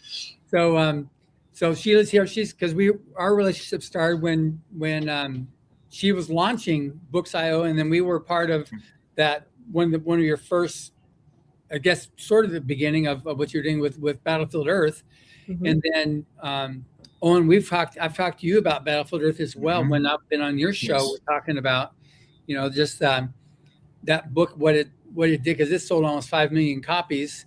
It's a lot. So it's done really, really well, and it's just been it's amazing just what good story. That's what I say. I like good storytelling. I don't need to have, the super. The production of the audiobook's insane with the effects. Yes, and that's what was really nice thing about Books.io. It maintains that high quality production level. I'll tell you what, I was already hooked on audiobooks when John. I love audiobooks. I mean, Star Wars, whatever it is. Yeah, I got hooked on them fairly young, but when John gave me Mission Earth to listen to, and it kind of put me over the top. It's just I mean, it's 10 books to start off with, but I mean, the first book's a little on the slow side because it's character building. But after that, it's a nice, steady, consistent story with a lot of satire, a lot of laughing, a lot of science, a lot of everything I like, And I'm a big freak for near now science. It's one of the reasons I think I liked Altered Carbon and Expanse. Series great. Expanse, another good one. But it just the lack of sci-fi today bothers me. It just doesn't seem to be these. Every now and then I'll see a good movie come out, and then Star Trek. Don't even get me started on Star Trek.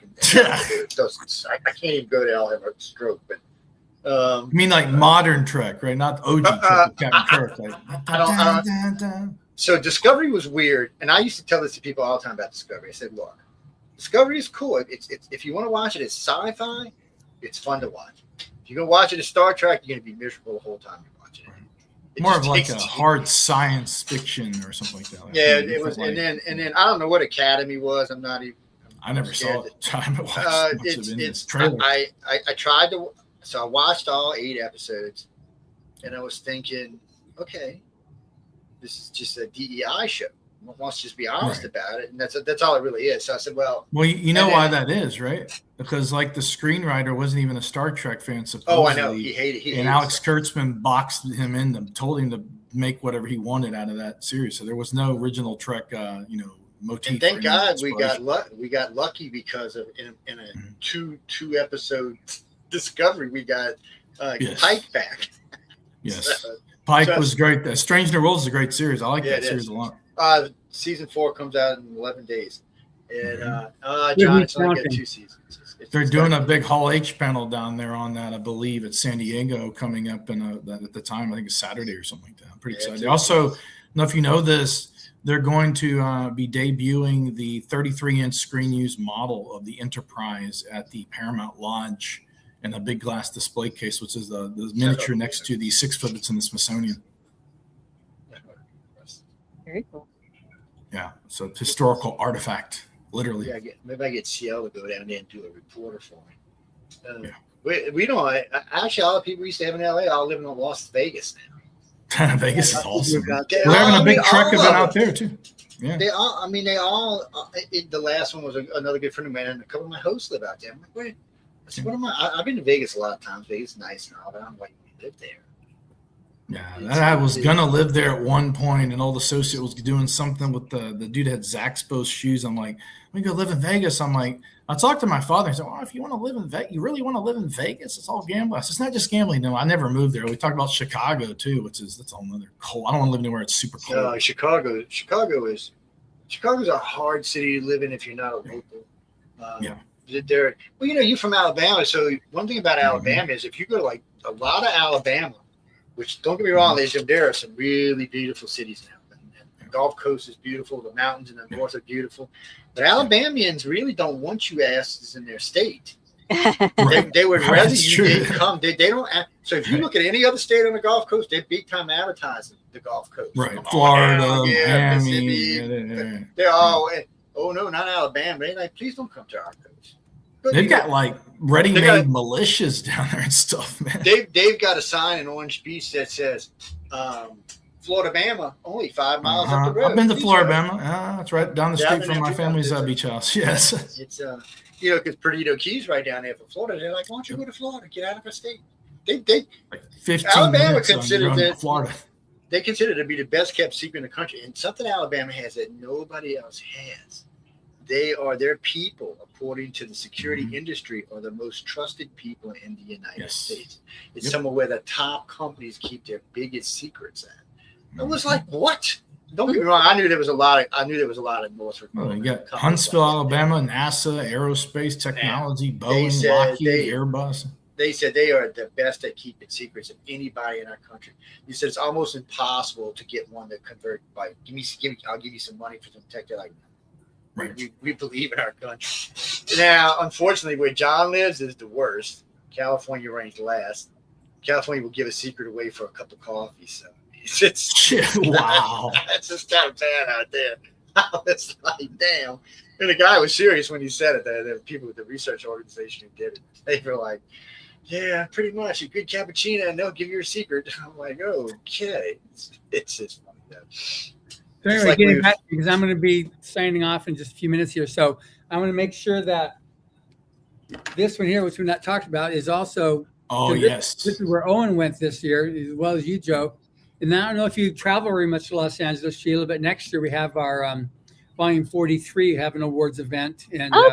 It's really good. I highly recommend you check that out, Sheila. It's a very fun event. Yeah, we've got here all the time. Yeah, and we have Rob Pryor is doing the cover for next year's volume, and he's a wild man. He paints with 2 hands, eyes closed, and he's just that's awesome.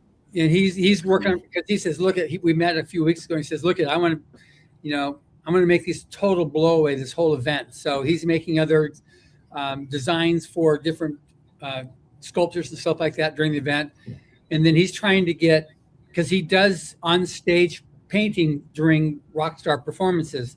So he's trying to get, either some of the guys from Imagine Dragons or some of the guys to come and sing. I said, we can't afford that. And he said, I'll work out a swap, because he had his paintings assessed recently. So he's pulling between $2 and $2.5 million per painting right now. That's good. Wow. So I'll do a painting for them, and they can perform. So he's working out different, groups that they'll play a couple. That's a great music band too. I think that'd be a good fit. And then the arts, I can't wait to see the art. That'd be awesome. Yeah, it's pretty amazing. We had the rough draft out, and he's working the final tweaks to it. But he's all excited about doing that thing. And I think this month he's going back to the Vatican because he's been commissioned to do paintings for the Pope. And Trump tried to hire him to paint him, but he declined on that because he knew that as soon as he did that, he'd immediately alienate 50% of an audience. Yeah. Said the money was really good, but I couldn't, do that because it's so divisive right now that I couldn't do that. But he's an amazing artist, and he was one of the last people that trained under Frank Frazetta. That's a legendary artist right there. Yeah, and so he's amazing. He does stuff like for the NFL and where when they had their draws, he'll paint. I've seen some of that. It's really good. Of these guys, and they auction them off for the NFL charity. He does it for the baseball league. A lot of those sports bars have big charities. I know Ray Lewis had charities. A lot of them are doing charity work.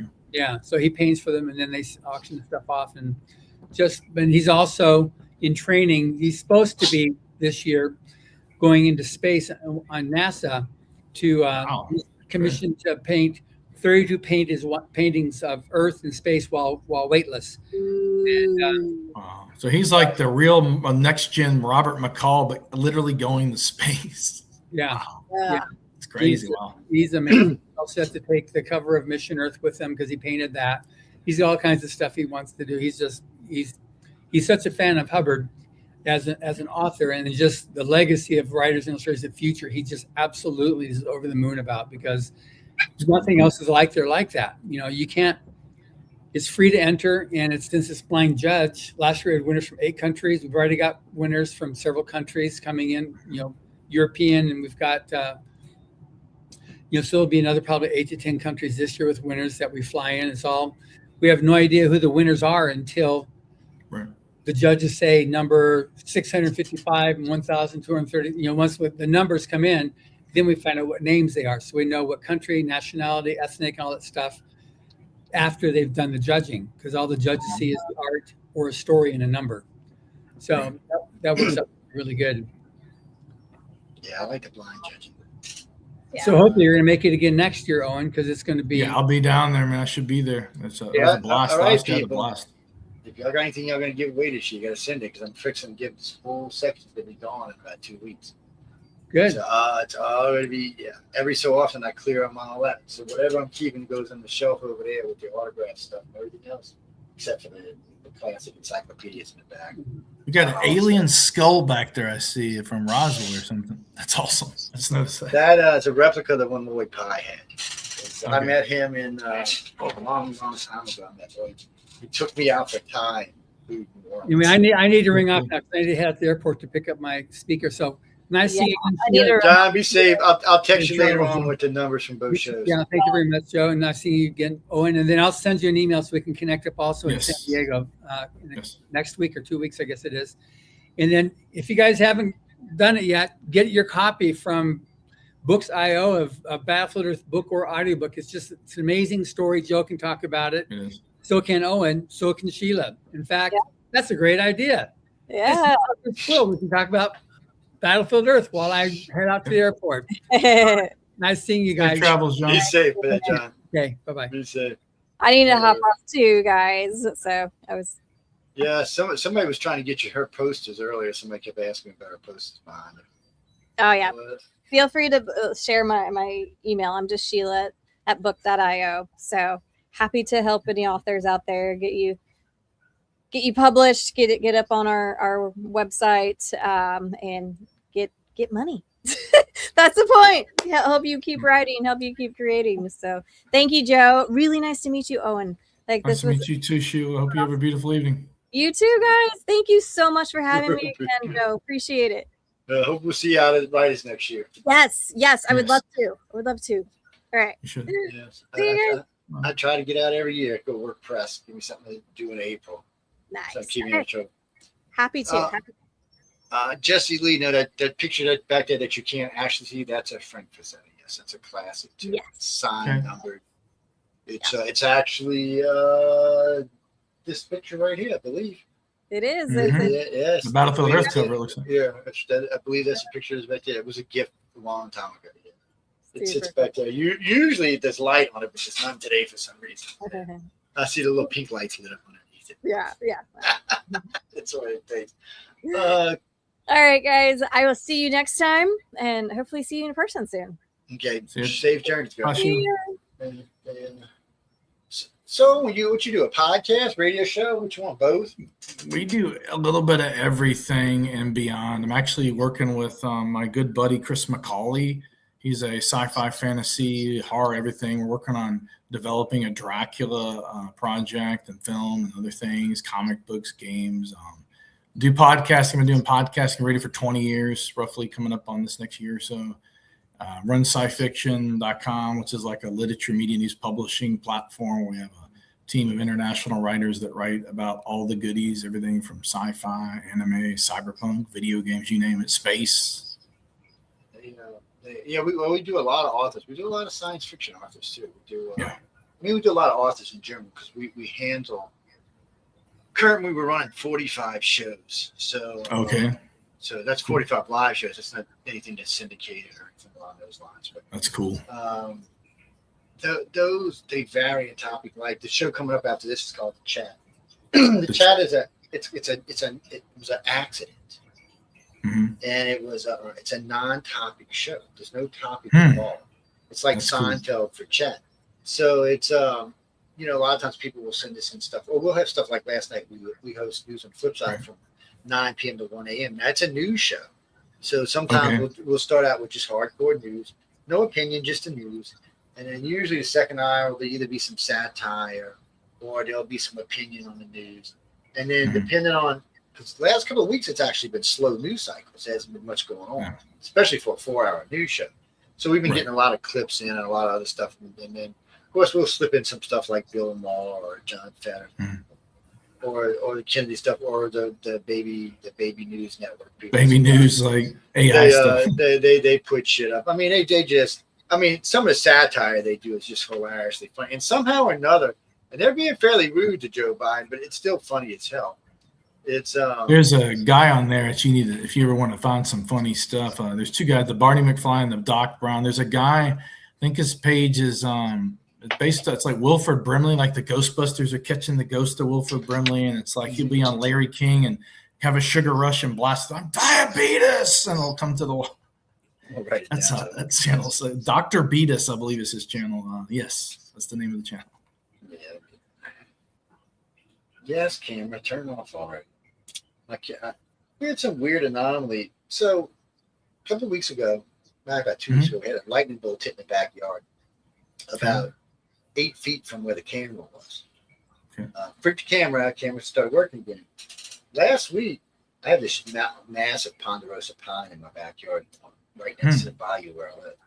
And a big old bolt hit it. Came right down the side, scarred up the tree pretty good.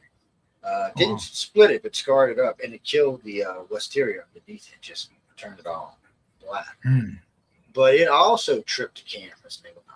So the other night, I'm like, what the hell? So I thought there was like some kind of lightning flash in front of your because there's this weird light that lights up the camera, picks up as motion sensor cameras. And they have night vision. And it picked it up. And you see this light just kind of moving around out in the yard. I actually posted it on my Facebook page somewhere. And then the cameras all go off. And then they all come back on. And then last night you see some light in my backyard. And then my camera still won't come back. I can't get them to reconnect to the system. Wow. That's wild. So it was moving. It wasn't just a bright flash and gone. It was moving. It was moving. And then there's another one taken at night off to the weather. So if you're sitting in my backyard, I live on the Holly Bayou, which is about 100 yards from the Gulf of America. And so we're right there. And then if in any direction you look around me, there's water. In some direction or another, there's water. So, I'm looking out over the other way the other night, and the moon comes over my house, not behind my house. When you see this thing that looks like the moon, it's in the sky, and it's slowly but surely crossing the sky. Right. And then as it gets to its last position over the Gulf, you see the moon starting to come up over my house. the hell it was. Now Gene said maybe it's that Gene said maybe it's that second moon. I'm like, no, I don't think you can see the second moon with the naked eye. So it's a glitch in the programming structure. Something. Well, I mean, there's a lot of UFOs sites. Right? Of course. And we're not very far from. I live in between the NASA Students Facility and the CB space, and then the Air Force base. You know, you never know what you're going to see flying around here. Right. But I was sitting out on the beach with my wife about 10 years ago when we see this thing come out the water. Best part about this was you hear my friends say, "Oh, Dad, what's that?" And then you see this weird goldish greenish light out in the Gulf. In the world? Wow.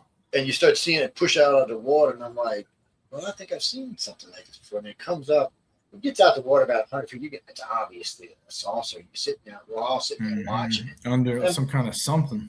So I'm trying to take pictures with this little Kodak. So the organization's required people to carry a Kodak camera, sealed film camera, 400 film, and a digital camera and whatever else in their phone. That way you get multiple pictures from different sources. And the sealed camera, they're sealed, so you know it's not being.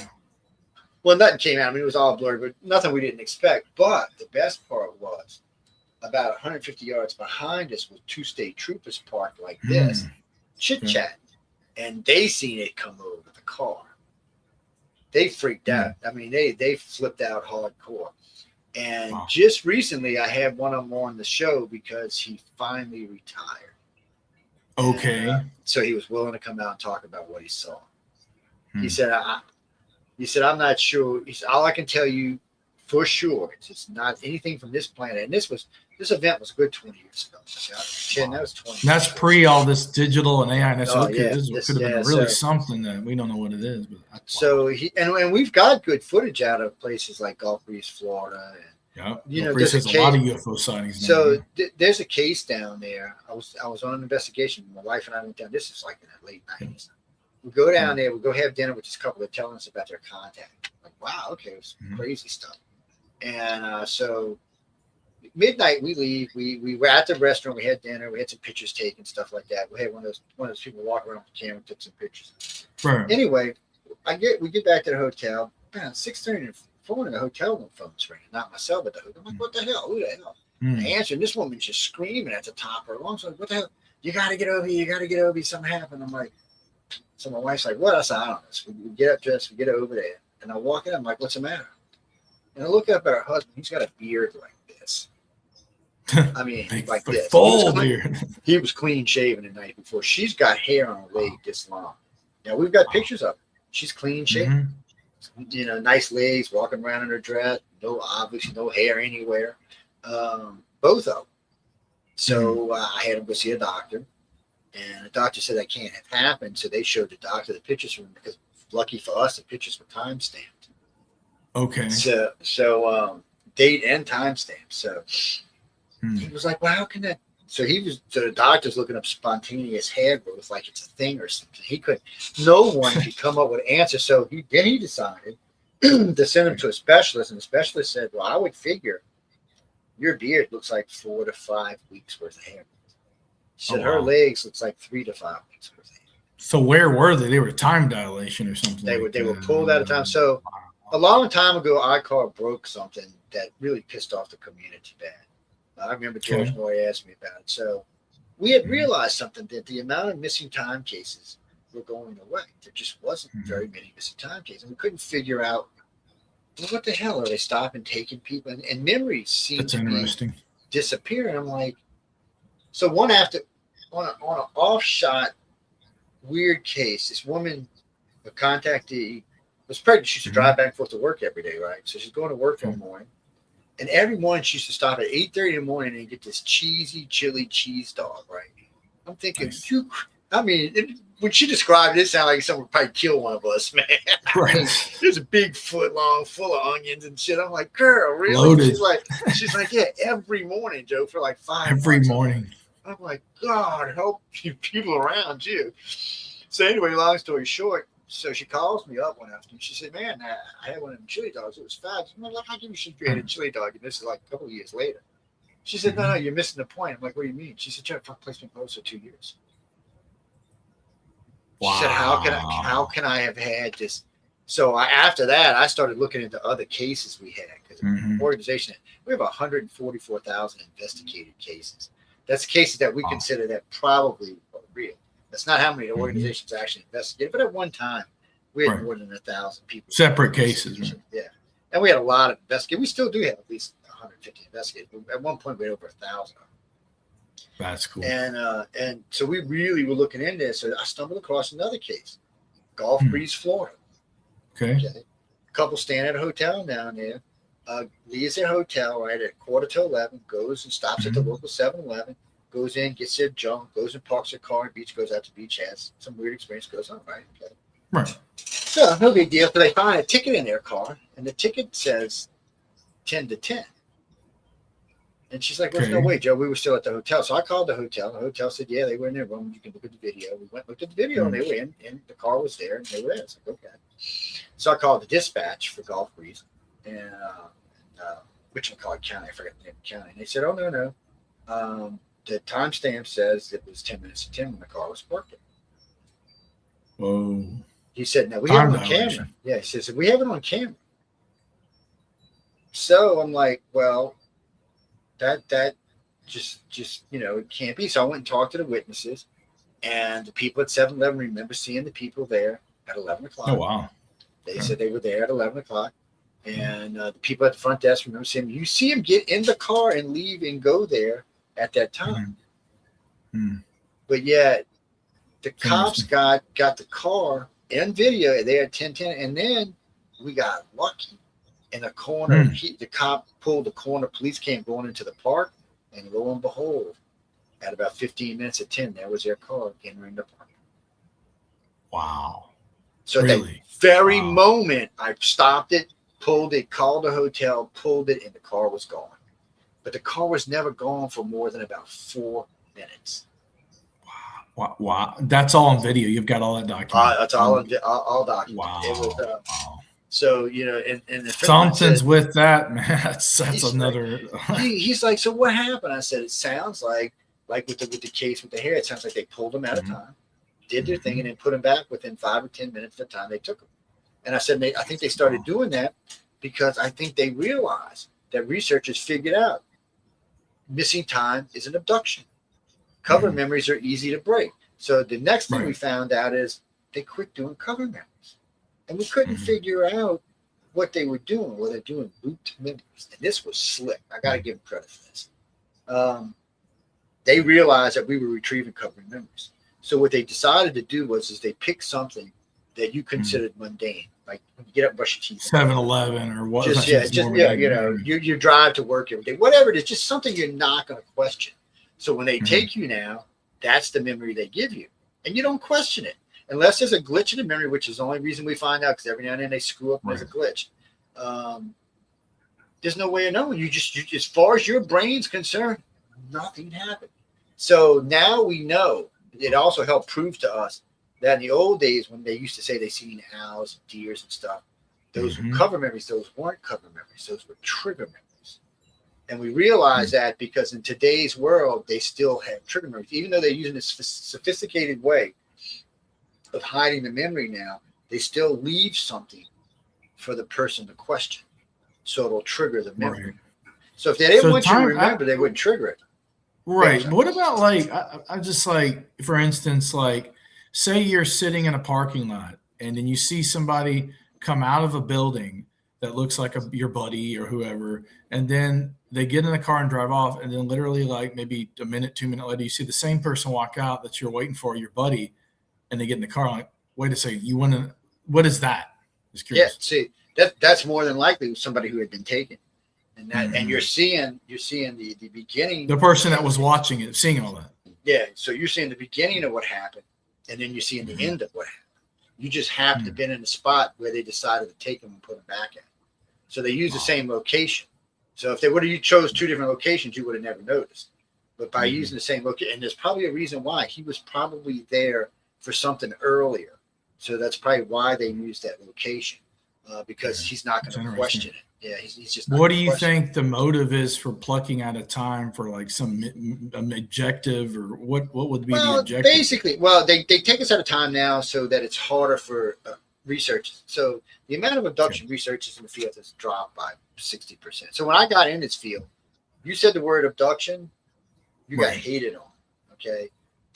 Piola Harris, Richard Dole. I mean, I pissed off so many people in the first 2 years I was doing radio. It wasn't even funny. Matter of fact, my very first show I ever did was with Michael Black. First 2-hour show we ever did. I figured I was fired. We got in a 2-hour fight.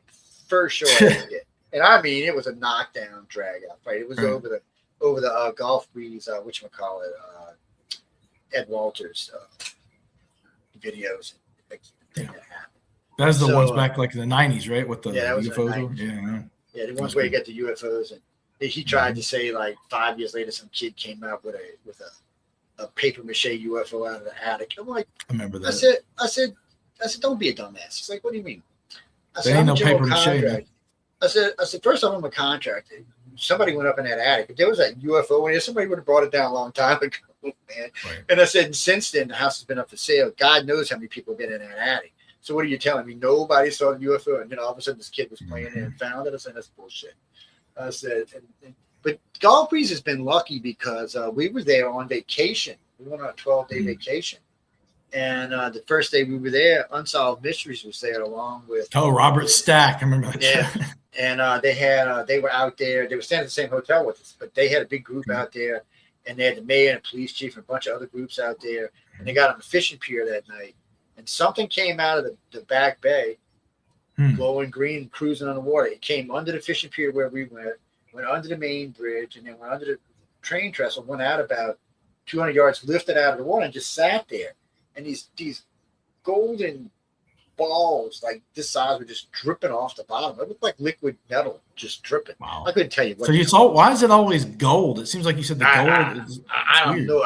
That's weird because a lot of times you don't even really pay attention to color. Well, they've talked about ancient civilizations being interested in gold for some reason, from some intrinsic value. And I wondered about that, but then I got to thinking about something I heard Elon Musk say. Okay. So right now there's an asteroid in the asteroid belt that's worth more than everything on this planet, 100 million tons. One asteroid. What's that? I forget the designation of them. I know what you're talking about. Yeah, it does a name of, but it's not the only one by any means. But what they have also said is that there's a lot of gold in there. There's also a lot of gold on Mars. They're saying gold is actually going to be quite plentiful.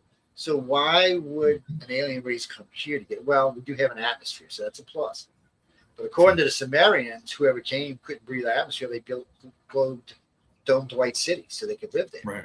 So you heard of the Michael Sarian theory, though, about the detonation of the Oceania, which became the asteroid belt and the whole moon thing and all that. Well, so this is interesting. So we've talked about this, and this has got me in many, because I've talked with a lot of geeky scientists. Like we have a bachelor's in science. Yeah, of course. And Neil deGrasse Tyson and I got in a couple of heated discussions over the fifth planet. Michio Kaku was different, and so was Paul Levesque. He was also different, and Paul Levesque's a quantum mechanics. It's so I said, well, wait. I said, I'm confused. I said, more than likely that was a planet. I said, I know when we were taught in school, it didn't form. I said, but now we found compressed metals that can only be formed inside of a forming inside of the core of a planet. Yeah, right. So this had to have been a planet at one time. So they're not really arguing about that. So now the argument is what happened. Well, Jupiter's right there. Maybe the tidal force between Jupiter and Mars. So it's big planet, big storm. Or it's the legendary Nibiru. Nibiru was supposed to be a planet 5 times the size of Earth that came to our solar system periodically. Yep. Well, if it was coming through one time and it got too close to Jupiter, well, guess what just exploded and became fragments, right? And now it's pieces. Well, you can see Mariner Valley on Mars, something big, just gouged. It doesn't look like a water. Yeah, it doesn't look like water made it. It looked like something gouged it out. And then you can see Olympus Mons, which is, you can see on the other side, something hit it and created this big, huge volcano that shoots shit into space. What's your thoughts on that, the Cydonia region and all the stuff they've talked about on that?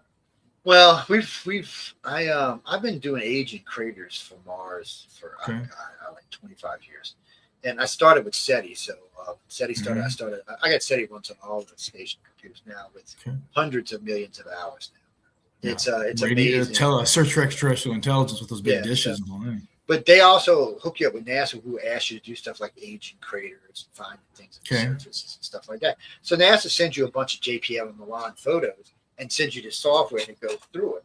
And it ages. It tells you by different colors how old the blast zone is or stuff like that. But the imaging or whatever. So when you're looking at this, so clearly they sent me the Cydonia region was in one of the packs. Okay. So the face doesn't as much look like a face when you see it a little closer up. It looks more like some kind of weird valley, which there's no way of really knowing until we actually go and really take a good hardcore. True. Like that movie with Don Cheadle. But those 5-sided pyramids are still 5-sided pyramids. They still look the same. They do not look naturally current. And you can tell there's sand buildup on the sides of them from a particular direction. So you can even tell there's an X amount of wind coming from a particular direction. Well, I said back 40 years ago that we were going to find water on Mars and the moon and other places, that we're going to find out that water is not rare, that it's abundant. And well, guess what? We found out that it's abundant. We found it. Yep. Yeah, especially in our Oort climate. It's everywhere.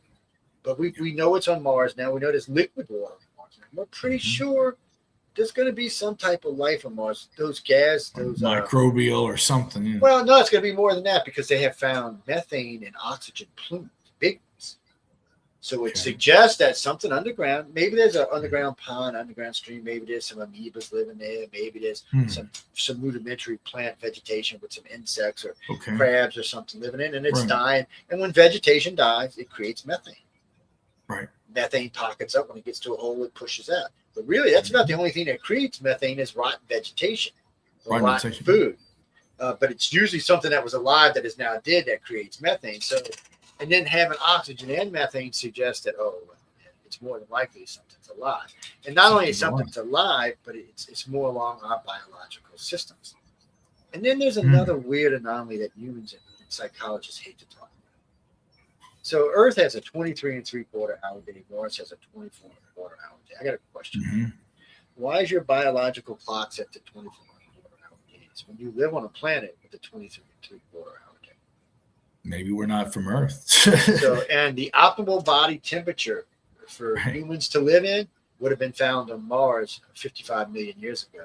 It is not found on Earth. Earth is actually too hot for us and has too much gravity for the body design. That gets into the ancient astronaut Von Daniken-esque motif, if you think about it. We don't know.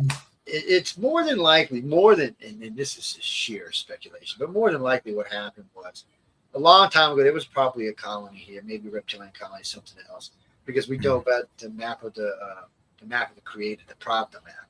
It's 120 million years old. It's an area resource map. So nobody was flying around 120 million years old that I know of. So you get these things, you get these old parts that suggest there was a more advanced civilization here at one time that's now gone.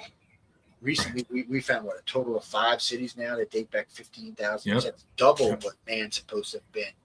Not to mention all the satellite imaging from like Belize and all those ruins that are just in the jungle. That LiDAR keeps finding everywhere. It's just the more we look, the more we find out that one, we've been lied to pretty hardcore, and two, the intelligence on this planet's been here for a longer period of time than we realize. But then you got another weird freak thing that pops up, and this is one of the things that got me all over television for a while was the Rh negative thing. Okay. So 65% of everyone who says they've been taken has Rh negative blood. And out of that, half of them have O negative blood, which is the universal donor and the purest form of blood known to man. So, but Rh negative is a baby killer. Right.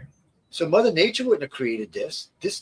So somehow or another, a baby killing blood managed to get a 15% hold on the world's population in less than 40,000 years. How the hell does that happen? And then on top of that, Rh negative people are different than Rh positive people in many ways. It's almost like it's a second generation or a second coming. It's an adjustment to the population. That's interesting. Very fascinating. And according to NASA, according to the Air Force and the Navy, the majority of telepaths that they've hired have Rh negative blood. So it's like if you run a copy like a real life mutant X gene from like X-Men or something like that. It's a weird thing. It's and you know what? It was one of those things when we seen it that was totally unexpected. No one expected to see when we did the blood type study. It was on I think the original study was on 40-something thousand contactees. Now it's well over 100,000. And originally we thought it was going to be what the percentage is of blood around the world. Right. When I found this, I called a friend of mine who was a hematologist. We brought in the top 3 hematologists in the world to look at this. Matter of fact, the findings are on the ICAR website. The maps are on the website, the whole 9 yards. We found out stuff like South America. South and Central America is 98% O blood. Almost all O blood. Yeah. Wow. Why? Yeah. And let's not forget the Spanish invaded South America and really more like Central America, but still. Central, but I mean, but still, it's still 98%. But when you get to America, it's the regular mix: 36% that, 38% that, 7% that, 5% that. Jesse, technically, AB negative and positive, the rarest form of blood is like 1.5% in the common blood types. But technically, when you get right down to it, it's actually O negative, because even though O negative is 7%, it's the universal donor, which means AB can take O negative, but O negative can only take O negative. They cannot take any other blood type.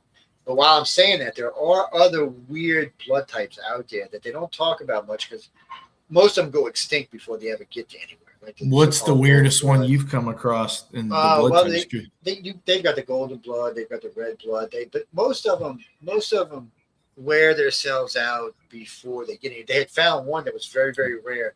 2 people in the world had it. Well, the son just died and the mother's on the way to die, so it's gone now. So it's not going to exist anymore. And there's a lot of them that just pop up like that. And by the way, some of those, the universal donor does not work. About half of them, yeah. So it's almost like somebody or something, or maybe it's Gaia. Somebody out there is moving puzzle pieces around for the next step in our evolution. And so we know RH negative was the RH negative saved so many lives that it's not even funny. Just a universal donor alone saved just basically millions of lives, and still does even today, because hospitals and ambulance don't have to stock a bunch of different types of blood. They can just stock it. Well, it helps people, and we always say that, but it's really more the plasma than it is the blood. Right, the plasma. Yeah, Jimmy. No, we got to go in a few minutes. We already probably over on time. But Owen's going to tell us where his podcast is, where all y'all can go check him out and say hi and take a good listen. And because I'm always listening for anything science or sci-fi. We've got a little bit of it all. If you go to SciFiction.com, and there's all our featured podcasts are there. You click the podcast section, interviews of the video versions. We also are on SoundCloud, Spotify, but Apple iMusic, and we have a lot of other channels on social, Instagram, and all the whole gauntlet of stuff back here. But the hub is SciFiction.com. Yeah, well, you can't get these days. You just can't get on too much. I mean, on social media, I think we're on Rumble, YouTube, Facebook, and Twitter, the usual culprits. And then on television, we're on Roku, Fire Stick, Roku, Fire Stick, Samsung, Apple, OSI, and Google Television. So you get us on all 6 forms of people. That's real TV, guys. Yes, that's not fake. That's real TV. So you can watch us on your 70-inch in your kitchen. And matter of fact, the reason we do that is because he mentioned the skull earlier. You can't see in regular definition, but there's stuff inside his eye. So when I'm giving away money or lightsabers, like we give away lightsabers every year. I love lightsabers. Oh man, we give away. We got a guy out of the UK. So the most expensive ones he sends is what's his name? The new bad guy in the new Star Trek, the son of Solo. You talking about the half Klingon or from? No. This I'm thinking about Star Wars. He's Star Wars. Kylo Ren. Yeah, Kylo Ren. Kylo Ren with the double, like the crossbow. He's got the big red one with the piece. So that one goes for about $1,100. He gives that one away. That's got to be a hardcore electronics in that, like a NeoPixel Profi 2.2 loaded to the gills. One of the ones that get liked a lot is Qui-Gon Jinn and you don't see a lot of people with those sabers. You see the Obi-Wans and the Lukes and all the standard Darth but you see what's his name? Master Windu's, because it's just purple. Yeah, that's a cool one. We know why it's purple in the lore, right? Supposedly he saved a village and they gave him a rare purple kyber crystal, which he constructed his new suit. It's also blinged out with gold. It's awesome, man. Yeah, so it's weird. So you can get any lightsaber from him for $200 and under. If you want one with no noise, it's about $100. If you want noise, about $200. Right. But if you want one of the Star Wars ones, he has every one ever made, and they're perfect replicas, so you can get any one you want. Who is that? Who has the guy from England? You said UK? Yeah, he's from England. Yeah, well, I got his card somewhere, but he's not the only one. There was 3 different dealers there when I was there. I was at FanEx. I seen him at Dragon Con, but I was busy with something else. I was talking with some sword dealers at Dragon Con because I collect swords. But when I was at FanEx, I was looking at one of the girls that started talking to me, and I told her what we did. She said, "Well, why don't you talk to Owen? He'll probably just give you one if you put it on your show." And it's sitting over there right now. It's on. It gets on the show a lot. But he didn't realize he gave the first one away. By the time he gave the 3rd lightsaber away, he had already sold 11 lightsabers from people who were watching us giving them away.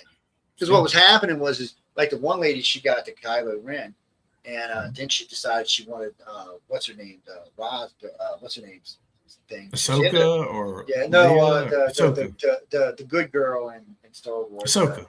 No, not Ahsoka. Ahsoka's cool. But she was Sabine, Ahsoka, Sabine. She was a little white girl. I think she was like Ray or something. But Ray, anyway, okay, talking about the new ones, right? Yeah. So because the new Ray ones, Skywalker. Yeah, that's what it is actually. So the new ones you get people, but that's about the only 2 new ones you hear about. All the rest of them are going to be older ones. And then, like I said, Star Killers are cool ones. Yeah, like the one with the exposed kyber crystal and all that.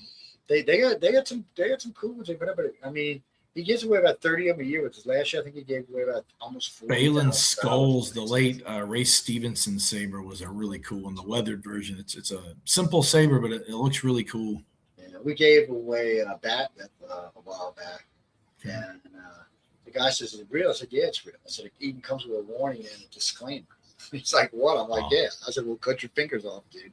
It's a real Batarang? It's a batleth, for the Klingon. Oh, batleth. Oh, you mean like for Klingon, like warfare?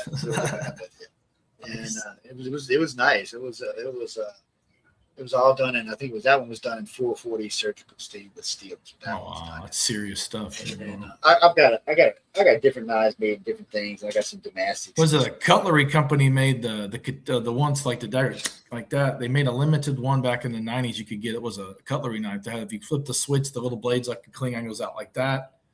But you can never find them at cutlery shops. They've been sold out for years. Oh yeah. T. Fine. That's the boss. But guys and girls, we got to get out of here. I know Jay and I will be crying a little bit because I haven't even posted the next show for the chat. But y'all catch Owen. Anytime you want to come hang out, just let us know. For sure. So on Wednesdays, I host UFO on the Cover, which is 26 years old now. Cool. And so it's been around a lot. Every major you followed who's ever existed has been on the show. Matter of fact, Stan Freed and I talk so much. We talked so much, we started just talking about what he did when he was alive. Like, because people don't realize, everybody says, he was a PhD, but he was a nuclear physicist. Matter of fact, him and I had one of the most interesting conversations on nuclear powered aircraft and why they don't exist today. Because the military had made them. We actually had nuclear aircraft that could fly for long periods of time. Right. Even the Voyager crafts were powered by nuclear reactors. Yeah. So in the short, people, the reason why we don't have nuclear planes flying around is because they were scared our airports were going to be turned into dirty rooms. So they decided that it wasn't worth the risk. But now with the new container ones, they got one plane could one little mini rod and like a 747 could fly for 25 years. So you wouldn't even have to take it to refuel it at the airport. You could take it to a special location. But they still said if someone threw a bomb underneath it, it would blow up and spread radiation. Or if it crashed, it would spread radiation. So they decided, no. People, do you know how much cheaper it would be flying today if these things had these little pellets in them? Very cheap, like $1 or maybe less. It would be cheap. Oh, speaking of that, before we go, we carried on last night's show. Delta came out and said expect to see the airplane prices, trip prices go down by half or more. They said yesterday that jet fuel plummeted, and they're buying it up while it's cheap so they could keep these going for a while. So there you go. And any other news you can keep? No, Chris, you can come ask me that on the chat, not on the show. You can ask me in the chat. Well, you should have asked that last night on news on the flip side. Yeah. One of the boys would have got into. Well, we do a lot of news, but we got to go. We're already we're like 22 minutes over. Thank God. I'll see you later. For 2 shows. I had a good time, man. Talk with you. Oh yeah, and anytime. Just John knows how to get in touch with me, and I'm easy to find. Guys, we're going to go and thank everyone for tuning in to United Public Radio and News on the Flip Side. And today's Author's Quill. I hope you enjoyed it. And Jimmy, I do own UFO Paranormal Radio Network too. I also own PRN Talk Radio. Against all three of them. And they're all affiliates and they're all related to each other, but they all do different topics. Yes. Anyway, on that note, good night and stay tuned for the chat where the insane come to, well, basically rest. Good night, everybody.